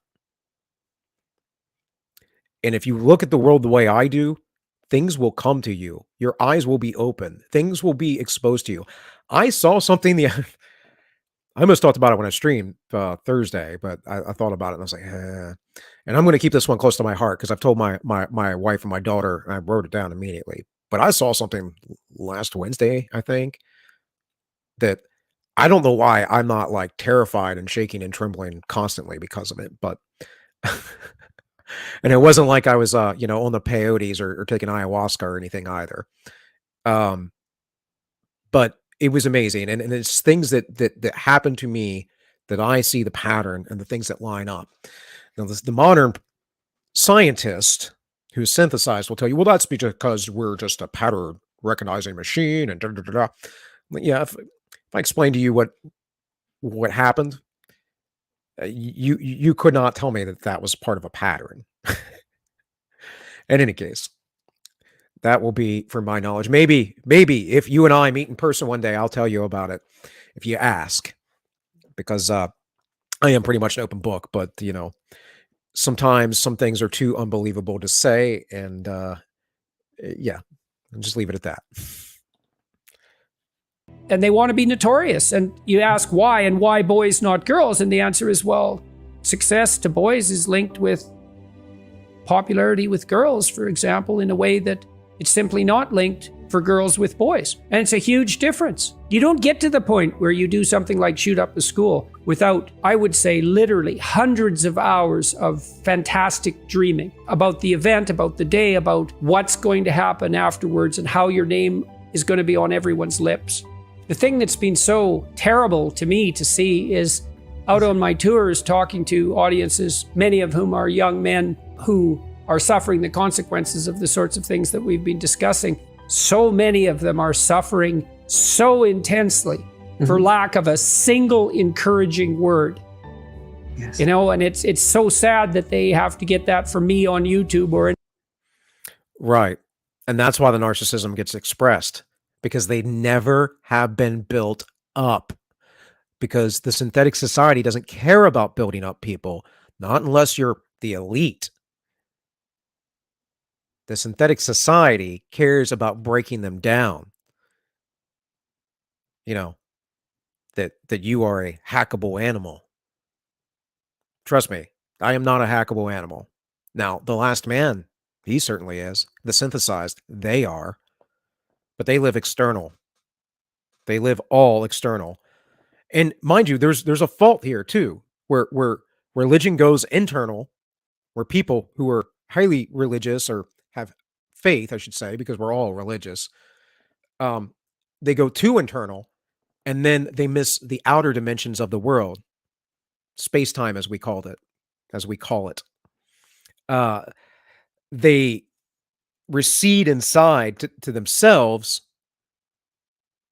and they never strike the balance that one needs to operate in the world to affect it with goodness and light. lecture that they haven't had anyone in their life. And we're in this situation now where, you know, frequently any manifestation of masculine ambition in even its juvenile forms, so the desire to engage in rambunctious play, let's say, is instantly associated not only with pathology that needs to be medicated, let's say in the case of ADHD, which I do think is a disorder of repressed play. And, you know, we associate that male ambition with, well, the force that's literally, the patriarchal oppressive force that's literally destroying the world. Yeah, what do you think that does to a young man? What do you think that does? Now, there's a lot of claims out there that children, well, they can express their gender quite young, and they can do this and they can do that, and they are the oracle of all that is right with the world and knowledge. So if they say they're a dragon, of course they're a dragon, right? No. Let me show you how children operate. So, you know, I mention Piaget every now and again. I'm not like super versed in all of this stuff, but I'm aware of the man. Jordan Peterson talks about him all the time. I'm going to show you some Piagetian studies. And, you know, he was a super genius, and he was trying to figure out, you know, God. He was trying to figure out how God operates the world and the scientific principles behind God. And he was doing that through children. Look at the shopping cart. At Chris Moore's lab at Dalhousie University. Now, first, I do want to preface this.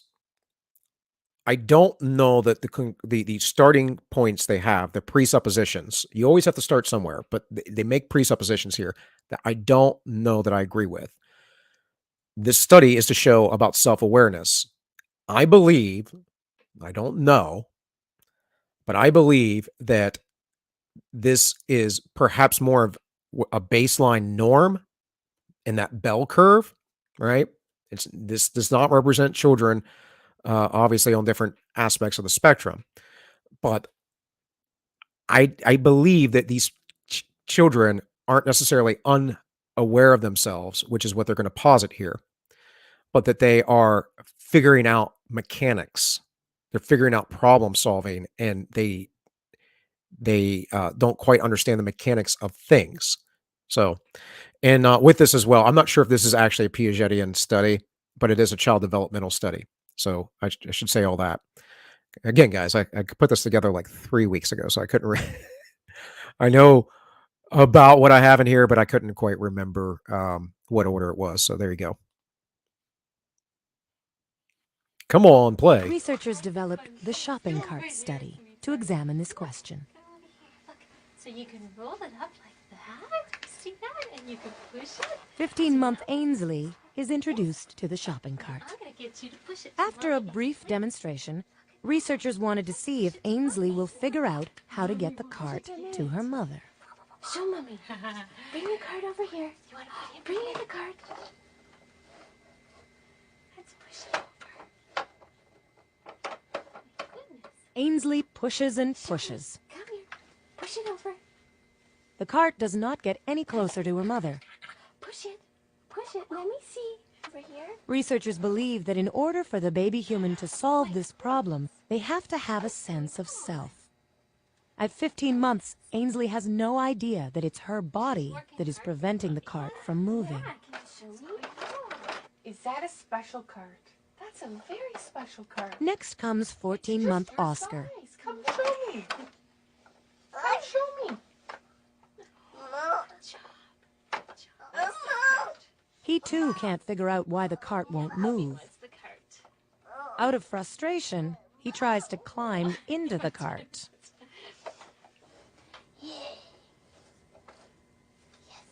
16-month Maria gets a bit closer to solving the mystery. She knows it has something to do with the mat, but doesn't make the further connection to herself and thinks it's the mat's fault. Push it to Mama. You push it to Mama. 18-month Jonathan pushes once and steps off the mat. He has quickly figured out that he's the one who is the obstacle to moving the cart, which suggests that he is aware of himself and his body. So you can look this up. It's the shopping cart study. There's a couple more minutes of this video. But what do they just put out there? It shows that he is self-aware because he got off the mat. There is, I'd step away there for a minute, but there was another one, I don't know if they showed, where they actually roll up the mat. I'll just play it. I'm going to, yeah, this little girl actually rolls up the mat, I believe. Is also 18 months. Yeah. Oh, you're such a good girl. You push it over to your mom. Girl, She takes a walk to the front of the cart to analyze the problem. Her. It takes her no time to understand that if she is standing on the mat, there is no way the cart can move. Is this self-awareness, or does this little girl notice and realize that the mat is attached to the cart, and she's understanding how she is affecting it and how it's being affected, right, while she stands on it? See, they're saying this is self-awareness. I don't know if that this is what this shows at all. In fact, I would not be surprised if my daughter, who just turned 13 months, could figure this out, because she figures out all kinds of stuff all the time. She seems quite self-aware. But still, I want to show you this. I'm going to take you from very little babies that supposedly are first self-aware at 18 months. I don't believe that at all. But I believe we're born into internality, and we come into the world externally, and we are more internal when we start, and we become more external as we grow. So, there might be other studies that prove me wrong, but I don't know. And then we have to have the question of the IQ and the question of nutrition. Not just nutrition, but birth. How were they birthed? You know, a friend of mine said something to me about getting my daughter allergy tested. I was like, nah, we're not going to do all that, man. He said, yeah, just going to figure out by trial and error. And I said, yeah, I mean, I never got allergy tested for stuff. What do you mean? Like, you know, and then on top of that, I'm like, plus most of that stuff, most of the allergies that all these kids have and all that, it's because we're not giving them the food in the first place, or the thing, or, you know, when they are birthed initially, they get their umbilical cord cut right away, while, you know, something like, what is it, 70% of their stem cells and a good portion still hasn't drained back into their body.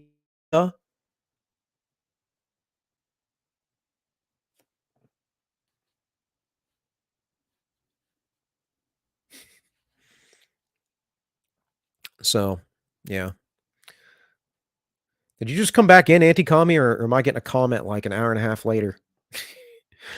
It's been exactly 30 minutes, actually. Her solution is to roll up the mat. Oh my goodness. From this, researchers have concluded that baby humans become aware of themselves only after 18 months of life. Look at the girl. Which I say is bunk. They're only aware after 18 months, a year and a half. They only become self-aware then. No, what are you talking? No, no. Their theory of mind is undeveloped. That's for sure. But that's not the same thing as being self-aware. Around, okay. Yeah, life don't stop for me ever either. Need to call me. Here's another study. Can I scoot you in? Now, this is a Piagetian study. Now, why did I bring up that problem? Well, one, that research isn't always correct. There are assumptions, right? There are theories. And they draw conclusions that aren't necessarily correct. I could question those things. I've not seen any counter studies to it. I've not seen anything about it. It didn't go into it too well, but I did read up on the shopping cart experiment 3 weeks ago when I put on the stream, put together the stream. That is. Here, this is an actual Piagetian study, and this is going to show you how easily children can be manipulated because of their perceptions of the world. Remember, their consciousness and their perception is different than ours because they're not fully developed, because no one is fully developed until they're 25. And then after that, you start the process of dying. But the reality is, this child, his consciousness is expanding and developing in certain phases. We call it childhood development. And early on is when they're the most malleable and manipulable. And this will directly show you how easy it is to groom a child and unaffirm their genders or whatever you want to do. And you want to put that, you want to, sorry guys, I'm probably gonna have to go get some more coffee here in a minute. You want to put these things on children as an adult that they have no conception of or can even understand. And they're just mimicking you because to them, you are their God. You are their idol. It's wholly gross. It's wholly unethical. And yet it is what the left is doing and continually doing, including trying to get to all hard branches of science. The social sciences, they have pretty good grip on. There was an article released from Breitbart last week about how LGBTQ activists are trying to get anthropologists to no longer identify skeletal remains as male or female.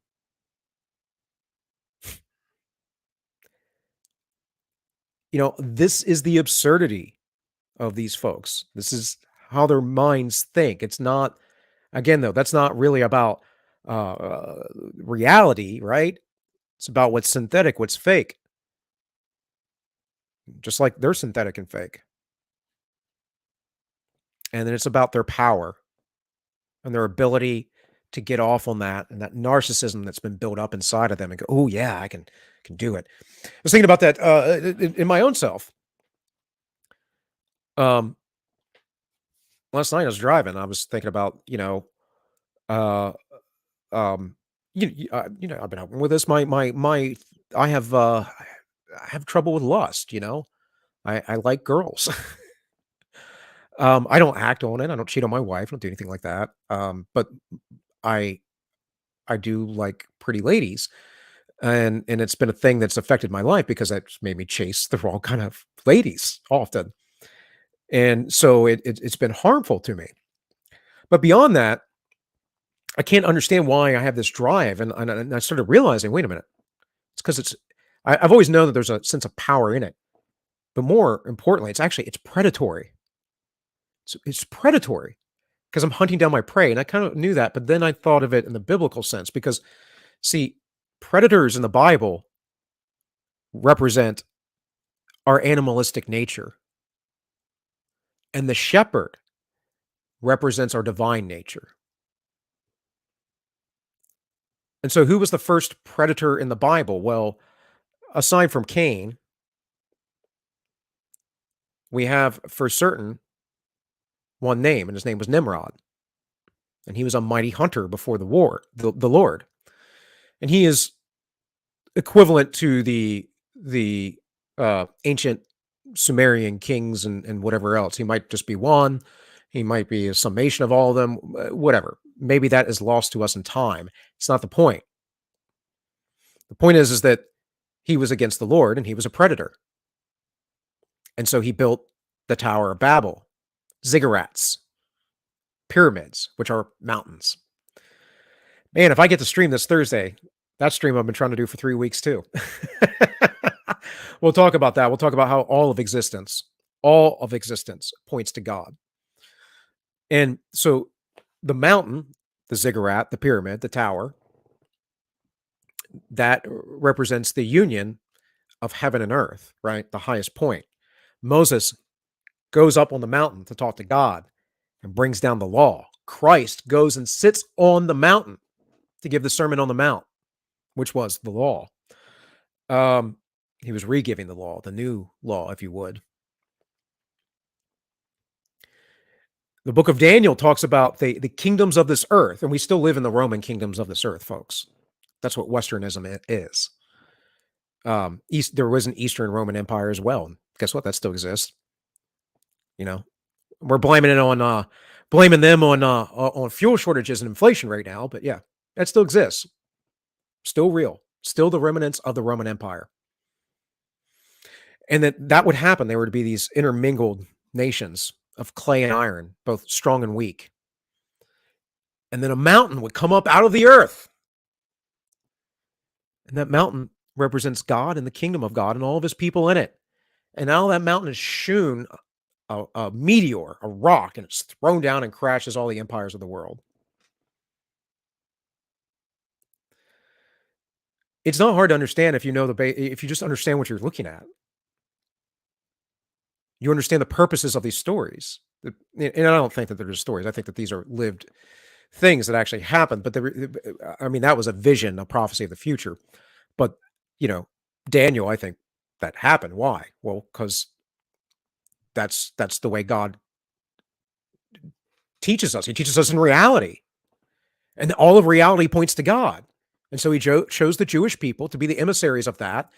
And they screwed that up really bad, but he told them they were going to. He told them they were going to want a king, yet you have Christians running around today and saying that, no, you shouldn't have one, but you're going to want one day. And then you have Christians going around today being monarchists like fools. And they are. You're a fool if you're a monarchist Christian. Sorry. The gloves are off on that one. God does not want monarchy for you from a man on earth. That's not how it works, guys. But that back to Nimrod, that Tower of Babel would have been him building a mountain for his kingdom. And he set himself up to be God. It's kind of similar to that passage about Lucifer, falling from heaven in Isaiah. And he's talking to the king of Tyre, who he calls the prince of Tyre, and then he calls the higher principality above him the king.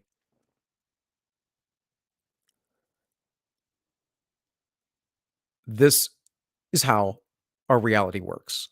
These things are there. They represent things to us. They go back, eons, however long it's been. This is what Carl Jung talks about to some degree, not in this way per se, but in his book, Man and His Symbols, which I think I have a copy of right back here, actually. Hey, look at that. Look at that. I sure do. So, and if you study the occult, you'll understand all of this, because they understand this. It's part of the mysteries, as they call them. And so back to me now. I was being predatory, and there was also I meant to mention Esau and Jacob. Esau was a hunter, and he sold his birthright to his brother for a bowl of porridge. These stories mean things that are very deep, and they actually explain the reality of the world that we live in. And that's why it is true. That's why they are real. And so I struggle with this one thing as a predator, and that's women. And I don't fully struggle with it, not like I used to. And it's got me in a lot of trouble. And now I have to be a shepherd. And guess what? My house is full of women. I've long believed that God will give me nothing but women, nothing but female children to repay my sins. But I mean, like you start thinking about that and go, man, what? I'm supposed to be a shepherd, but I was a predator. What is that? You understand that? You understand the depths of that? I don't know. Maybe I'm just going on about a bunch of nonsense, but I don't think so. I think it's very real. It's very true. And this is the stuff I'm talking about, though, with the inner man. This is the stuff you have to figure out for yourself about you and your behaviors and your actions and the sins that you struggle with. All right, let's get back to the kid. Okay. Max, so now we're gonna play a game called the color game. Okay? Yes. In the color game, red ones go here and blue ones go here. First, it's gonna be my turn to play. So you're going to watch this lady. They're going to play the color game, and then they're going to play the shape game, and then she's going to purposefully confuse the child. Yet every time she's going to give him clear instructions.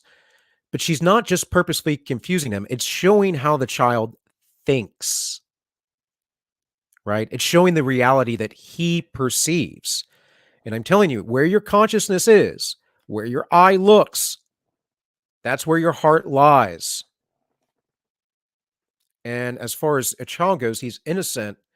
So he doesn't know, he doesn't know anything about the world, what is good, what is evil, and is easily manipulated. Here is a blue one. It goes right here in the color game. And here is a red one. It goes right here in the color game. Now it's your turn to play. So remember, we're playing the color game. In the color game, red ones go here, blue ones go here. Here is a blue one. Where does it go in the color game? Like this. Good job. So this child is got to be about 2.5, 3. He's probably closer to 3. And in this, he understands the conception of color and the conception of shapes, right? These are basic developmental things. And so, again, this is going to be manipulated. Remember, we're playing the color game. In the color game, red ones go here, blue ones go here. Here is a red one. Max, where does it go in the color game?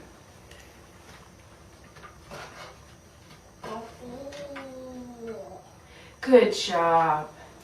Remember, in the color game, red ones go here and blue ones go here. Here's a blue one. Where does it go in the color game? Like this. Can you put it in? Yes. Good job. Remember, we're playing the color game. In the color game, red ones go here and blue ones go here. Here is a red one. Where does it go in the color game? Like this. Can you put it in? Yes. Good job. Remember, we're playing the color game. In the color game, red ones go here and blue ones go here. Well, anti-commie, we literally breed ourselves into weakness, right? Like the Russian silver fox study proves that. If you breed for characteristics of personality, you will change the outward appearance of the animal, but you will proliferate those characteristics. So if you want if you want to make foxes docile and even friendly, like, a modern dog, it only takes a few generations. And they did this in the Russian silver fox study. Our genetics work exactly the same. So what have we done? Well, through the generations, we have killed off evil men, not always, but for the most part, and encouraged some sort of passivity. In modern times, we don't do that so much. In modern times, people breed, and the people who are probably the most civil actually breed the least. But we have bred ourselves into a weakness of personality. That's why there's this ubiquitous feeling of peace in the world versus in the ancient days where states were always warring with each other. It's not just about resources. It's literally about our genetics over the course of the eons. And this is evidenced in animal husbandry and all that as well, but the Russian silver fox study illustrates it so perfectly. It's amazing to me that all of these things are like revolutionary scientific discoveries, yet they're really not. They're really pretty simple things when you start thinking about it. And you go, oh, yeah, well, that makes total sense. And so since the entering of Christendom, man most certainly has grown weaker. These are some of the things that I would say Nietzsche addressed as well. In his writings, particularly about how the elite class, the aristocracy, don't have the same morality as the herd. And that's where you get, the master-slave morality thing. The elites, the nobles, are there to dominate with power. And he's right. In fact, the word noble, I've probably even used today, maybe. We think of doing something excellent and great. And so Nietzsche uses his understanding of etymology and breaks these things down like that.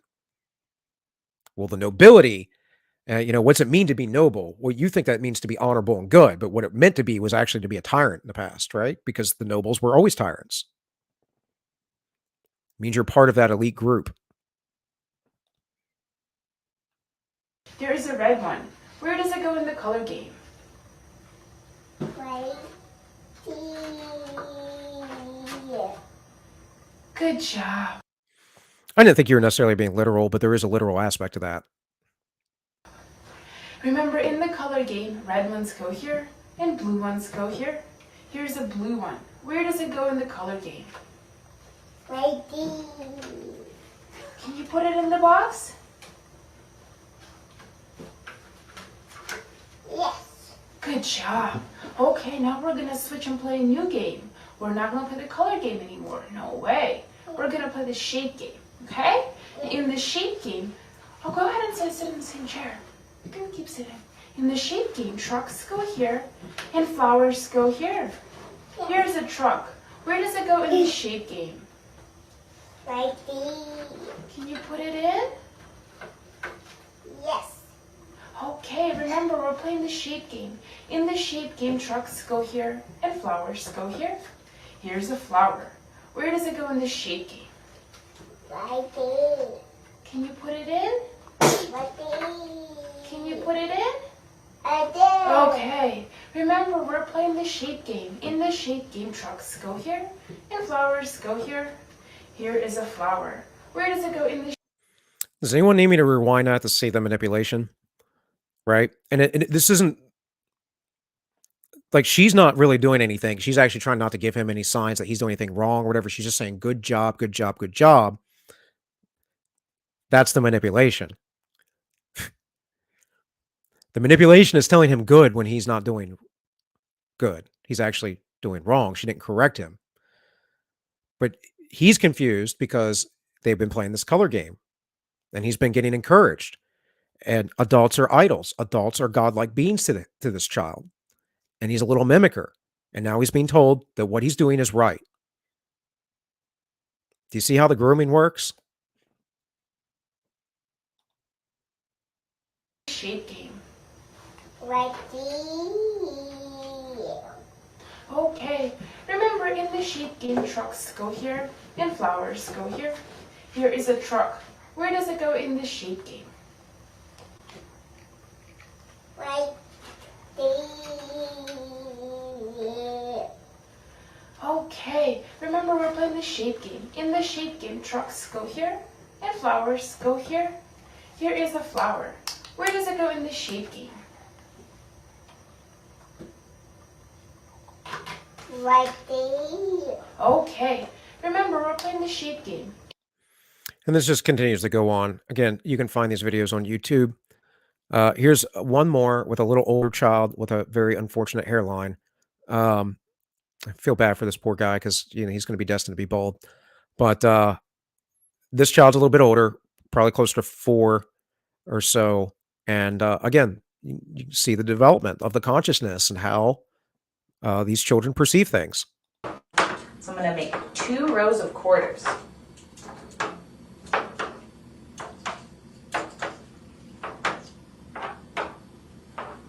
Okay. Does this row have more quarters? Does this row have more quarters, or are they the same? The same. The same? Okay, now watch. Now, does this row have more quarters? Does this row have more quarters, or are they the same? That one has more quarters. That one has more quarters? Yeah. Why does that one have more quarters? Because it's stretched out. Because it's stretched out? Yes. Okay, so how many are in this row? 1, 2, 3, 4, 5. Okay, how many are in this row? 1, 2, 3, 4, 5. So, are there more in this row, or are they the same? The same. The same? Yeah. Okay. Okay, so we have 2 sticks.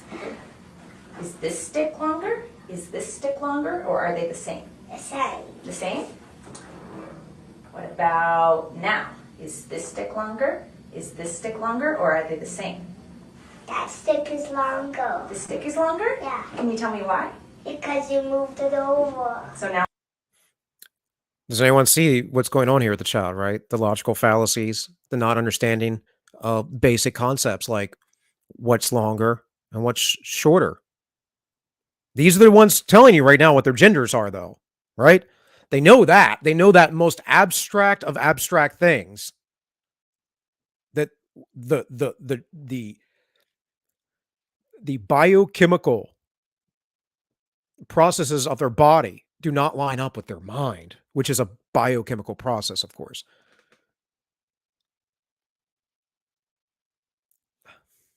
We'll keep going. Hey, Anti-Commie, you looking for Kierkegaard books? I mean, you can read all of Kierkegaard's stuff. I just pulled up Amazon because I was looking for some of the books that I have, but I don't know if the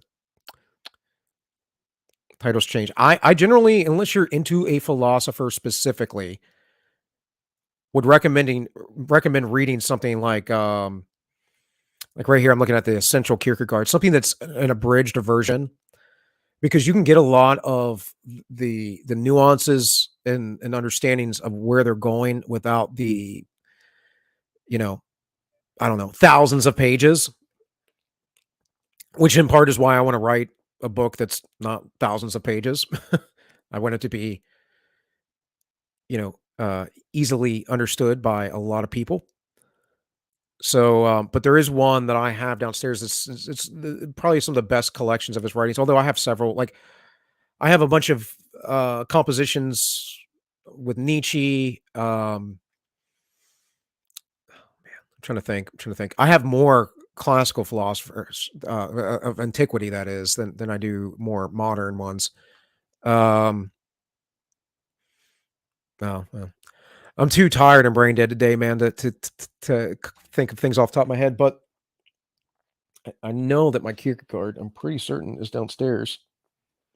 Otherwise, I would just show it to you. You know what? I'll play this video. I'll go get it for you, Anti-Commie. Go get it for you, bud. it's longer. Yeah. Okay, tell me. I'm going to pour blue water into each of these cups, and you're going to have to tell me when they have the same amount, okay?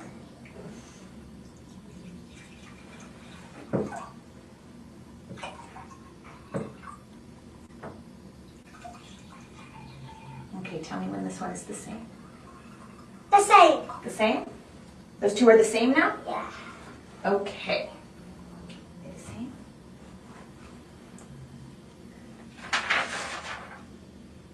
Good? The way that's the same, huh? Good. Okay, now watch this. We're going to take the blue water from this glass, and we're going to pour it into this glass.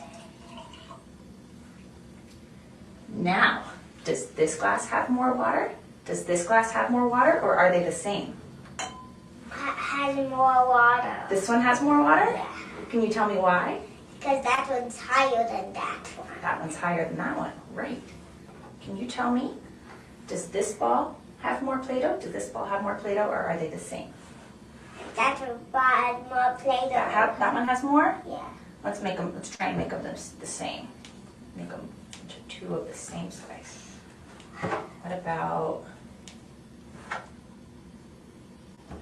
now? They're the same. They're the same now? Yeah. Okay, now watch. Now, does this one have more Play-Doh? Does this one have more Play-Doh, or are they the same? That one has more Play-Doh. That one has more Play-Doh? Can you tell me why? You smushed that one. Because that one's smushed. So I think you guys get the point of that, right? His perception is not the same as ours. It's plain and simple. And for people to be claiming that children can, young children especially, can make these abstractions in their minds about things that adults can't even fully comprehend, like gender and sex and whatever else, is absurd. So I was correct. I thought it looked like that. No, it looks like this. So this is a good way to read Kierkegaard, because you'll get the best portions of his writings. Let's see what all is in here without having to read so many thousands of pages. This is about 500 pages. I couldn't tell you off the top of my head all of his books. I think he wrote 3 or 4, but it might be more than that. But I will tell you, you can go on the interwebs, read about the basics. You can also go on the YouTubes and other streaming services, of course. And there are lots of videos up by people that are just, like, for me, like reading a philosopher and understanding their ideas is like something, okay, I have this cursory understanding of this thinker, don't necessarily agree with him here or there, whatever, down the line. I'm not going to study every aspect of the guy's life, but if someone is impactful to my thinking, then I'm probably going to delve into a little bit more. Nietzsche is impactful to my thinking because he was so predictive. So and I don't know everything about Nietzsche, nor have I read every single thing he's ever written either. Even though I have like everything he's ever written, I'm pretty sure. I think I have, if not all of his books, most of them, and his stuff that was released posthumously. But man, it's sometimes it's dense, and it's like me doing the show. It's like a lot of stuff. It gets rambly, and so it depends on your stomach, your appetite for that kind of stuff. So I for most people, I know you're a smart guy, but I would say for most people, get an abridged version of these things, and you'll still get the essence you need. You don't need every little detail. Some of the more modern philosophers are a little bit better with brevity. But speaking of Nietzsche, I got one more video to play for you, and then I'm going to get out of here for the day, I think, guys, because I knew I wouldn't be able to get through all of this. I had 15 videos to play, and we're at number 7. And the 8 through 15, I think we can do next week probably. And I'm going to, hopefully you'll like this. If you want to talk about philosophy, because I told you I'm going to be doing philosophical stuff for this for a little bit while I write the book. Because it is literally, I'm explaining to you what the book is. The book's going to be a lot more concise, right? But that will be talking about the last man again and the inner man. But we're going to look at it from Baudrillard and Jung. And as I said some weeks ago, I'm kind of a madman because I'm integrating Nietzsche, Baudrillard, and Jung, which isn't so mad per se, but yeah, it's in for a lot of people go be like, how do you do that?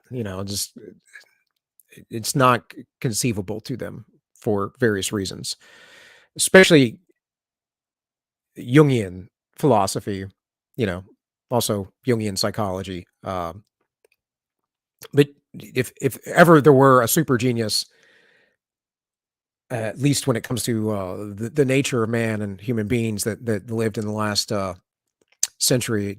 Not Nietzsche. Jung. Jung was certainly one of them. Jung is incredible. He's written so much, so much. And I don't usually actually tell people to read Man and His Symbols. I usually tell them to read The Undiscovered Self. We're going to be talking about psychology and alchemy, and just a little bit of it. We're just cursory beginnings of it. So, anyways, I'll save that for next week. Well, let's play one last video. It's not so long. I believe I took this from the Academy of Ideas, and it's talking about Nietzsche's Last Man once again, because I need you guys to understand this. I need you to understand where this is going. I need you to understand.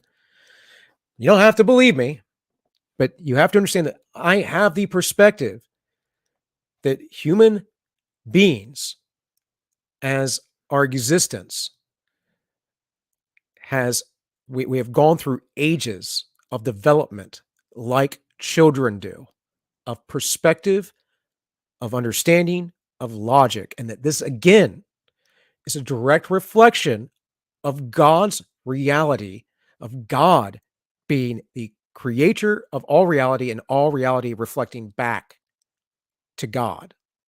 And that's biblical. It's Romans 1. Go read it.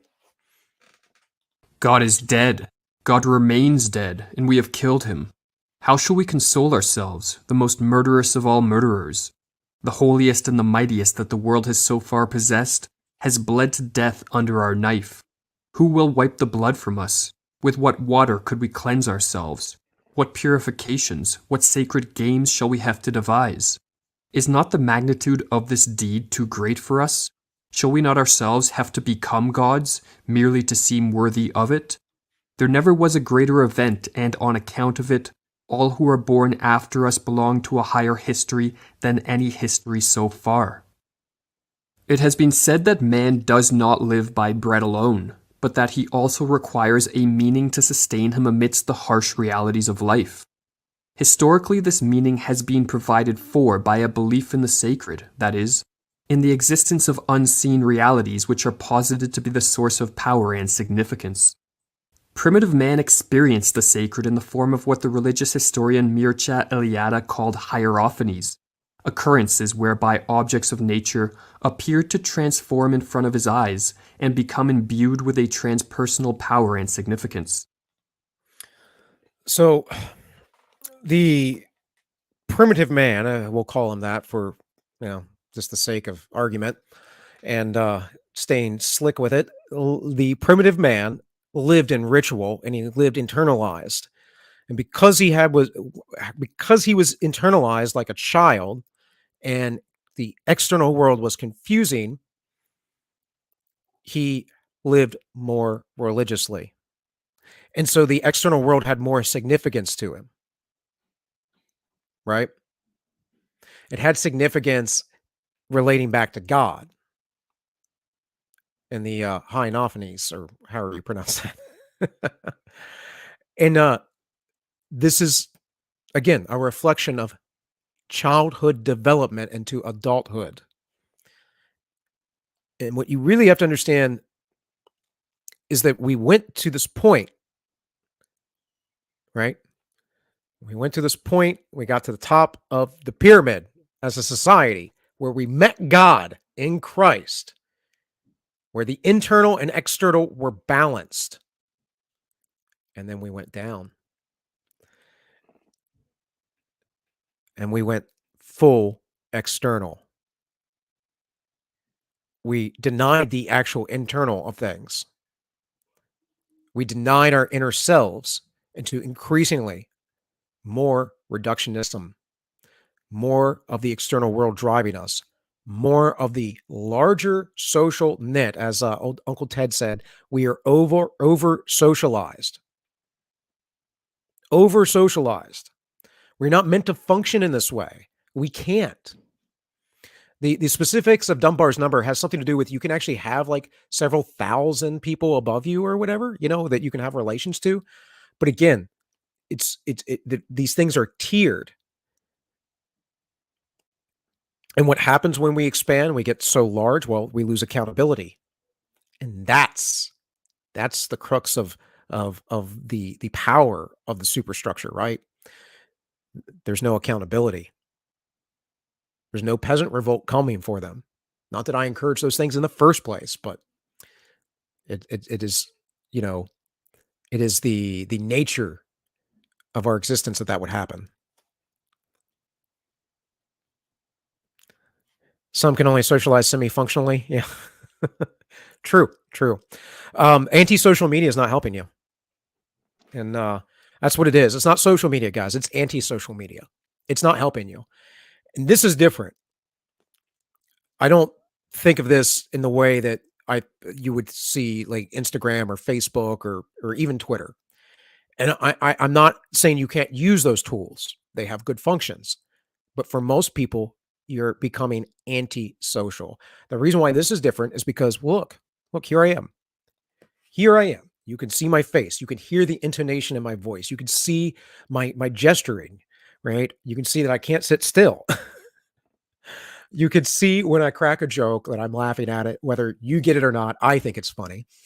You can see the reality. You can see the realness, even though there is a screen between us that we're interfacing with that's external. What I'm speaking to is not your external self. It's the inner man. It's the internal self. It's the being that regulates the other dimensions in which you live in.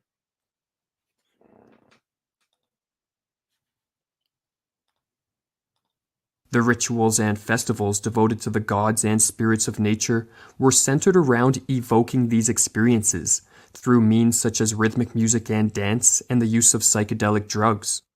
For primitive man, the sacred was real, and convinced of his participation in it, he felt his life to be meaningful. The advent of Christianity in the West represented but a slight modification in this primitive worldview, at least for the purposes that concern us here. Within the Christian worldview, the sacred was transferred from the immanence of nature to the transcendence of heaven, and the polytheism of many nature gods combined into the monotheism of one supreme god. So monotheism is very old. Zoroastrianism is very old, and Zoroastrianism presents monotheism. But they're not the only ones. We know that there was a rogue king in Egypt. I can't recall off the top of my head, but I think it was Tutankhamun or old King Tut, right? But it might have been someone else. But there was a rogue king in Egypt who decided that they were going to worship a monotheistic god, and this timeline seems to line up somewhat with the Jews being there, but we don't have any evidence other than what the Jews have written about their enslavement in Egypt. But they moved he moved their capital to a different place, and they made monotheistic religion the religion of the day for at least a period of time. Really interesting book. You should read. I think it's The Secret History of America. If you want to read an interesting book by an occultist, Manly P. Hall, The Secret History of America is fascinating. It's wonderful. Whether you agree with what he's saying or not, it's going to show you different perspectives maybe you haven't thought of before. And how a guy, Manly P. Hall, was an occultist, but he never was part of the occult. He just learned all this stuff through study and then wrote these massive books about it. And they made him an honorary 33rd degree Freemason eventually because he knew all their secrets. He was quite a genius himself. And interestingly, Manly Hall was he had some very rich lady who basically gifted him whatever he wanted. And so there's a library in California for him. And this was during the Depression, and Manly Hall never suffered any consequences of the Great Depression because of that. Because that's what occultists do. They take care of their own. They're the mystics, if you would, right? And they believe that they are bringing humanity into this new awakening, this new consciousness, this new age. And that it has taken millennia for that time to come. And what I'm saying to that, or maybe even in juxtaposition of that, is that yes, we're entering that age, but there is nothing new under the sun. Nietzsche called himself the last of philosophers. And so I'm going to, in tongue-in-cheek fashion, call myself the first prophet, because obviously the first of things that were revealed are the things that I'm talking about. There's nothing new here. It's just been hidden, and it's not supposed to be. These things are not supposed to be hidden. But this is what the synthetic society does, right? It's the simulacra that masks everything. We're supposed to believe in science, which is like 80% theory, and all theory is a speculation with some evidence that potentially bolsters your theory. A hypothesis is just speculation outright. And someone goes, "No, Bill, that's not how science works. No, it's one step below a law." No, it's really not. I know you guys like to say that. It's really not. It's just a theory. It's just something you found some evidence, and so you go, "Oh, you know what? I'm speculating on that evidence, and this seems to be right. Let's do some math. Let's write a paper about it, and here's why." You could just be honest. You could just be a real person and say, "I'm speculating here." Anyways. Despite these changes, the sacred retained its preeminent importance, as the goal of life for the Christian remained the same as that of the primitive, to live as close as possible to the sacred, which the Christian did by living in communion with God in the hopes of ascending into heaven in the afterlife. That is wrong. As I stated before, it was never about ascension into heaven. That's a Gnostic belief. Christian, like the primitive, was assured of the existence of the sacred, and thus he too felt his life to be meaningful even when external conditions were harsh. But Christianity, according to Nietzsche, was destined to fall from its beginnings, and when it did, he correctly predicted that those in the West would be forced for the first time in history to perceive the cosmos through the lens of a profane worldview totally stripped of the sacred. With no connection to the sacred, he thought Western man would be thrown into a tumultuous epoch defined by a crisis of meaning. It should be said at once that the completely profane world, wrote Mircea Eliade, the wholly desacralized cosmos, is a recent discovery in the history of the human spirit. For the non-religious men of the modern age, the cosmos has become opaque, inert, mute. It transmits no message. It holds no cipher.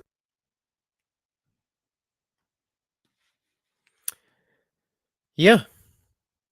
It should be said at once that the completely profane world, the wholly desacralized cosmos, is a recent discovery in the history of the human spirit. For the non-religious men of the modern age, the cosmos has become opaque, inert, mute. It transmits no message. It holds no cipher. And as I stated to you, all of reality points to God. All of it. Yet we choose not to see that. We choose to look at it instead as just existing as if it always did, and it came into existence out of nothingness. And one might say, "Well, Bill, you're making the same argument with God." True, but God is eternal. Consciousness is the foundation. Consciousness is the foundation of our reality, folks. And it didn't just appear out of nowhere. It always has been. And that's a paradox and a conundrum that we'll never solve. And that's where religion lies. And with that, I'll leave that lie, because we'll talk about that next week when we get into simulation and simulacra for Baudrillard. We're not going to cover too much of it, just some brief things in the very beginning of the book. And we'll talk about Carl Jung's psychology and alchemy. And you have to understand that alchemy was the mystical part of Christianity for the Middle Ages, and that alchemy was the origins and roots of modern chemistry, and of alchemy is the transitioning away from the mystical, magical world, the world that we, the Harry Potter world, if you would, right? Or the Tempest. If you're aware of that play, the Tempest, no longer needed in the magical world, but, or sorry, in the modern world, in the world that he lives in, but instead gives way to purely and wholly the material world, a world where everything is purposeless, everything is void, everything is depraved, everything is soulless. It has no meaning. It is just chaos eternal. That's not a world that any human being can withstand. And so Nietzsche was right. Nietzsche was right when he said that God was dead. And it's not because he is, because my God is a living God, in fact, embodied, in fact. And what he was right about is that men in their hearts killed God. And that when they did that, they did not come up with a new God, if they did not become or embody God themselves, that they would fall into the last man, that they would be lost forever. And that's all I got, guys. That's it for today. We'll come back, like I said, next week with more on this topic. And I kind of knew from the beginning I was going to have to split it up into 2 episodes, most likely. But I appreciate y'all who have stuck it out through the whole thing. Those of you that didn't, come back and watch. You'll at least know that I called you back if you do finish this out. And I know I make long shows, but I have no other means within myself to know how to do anything else. These things need attention. They need detailed attention. And when my book comes out, you understand Bill can be far more brief than when he speaks. So with all that, guys, this has been All Minus One. My name is Bill, and I wish you all well.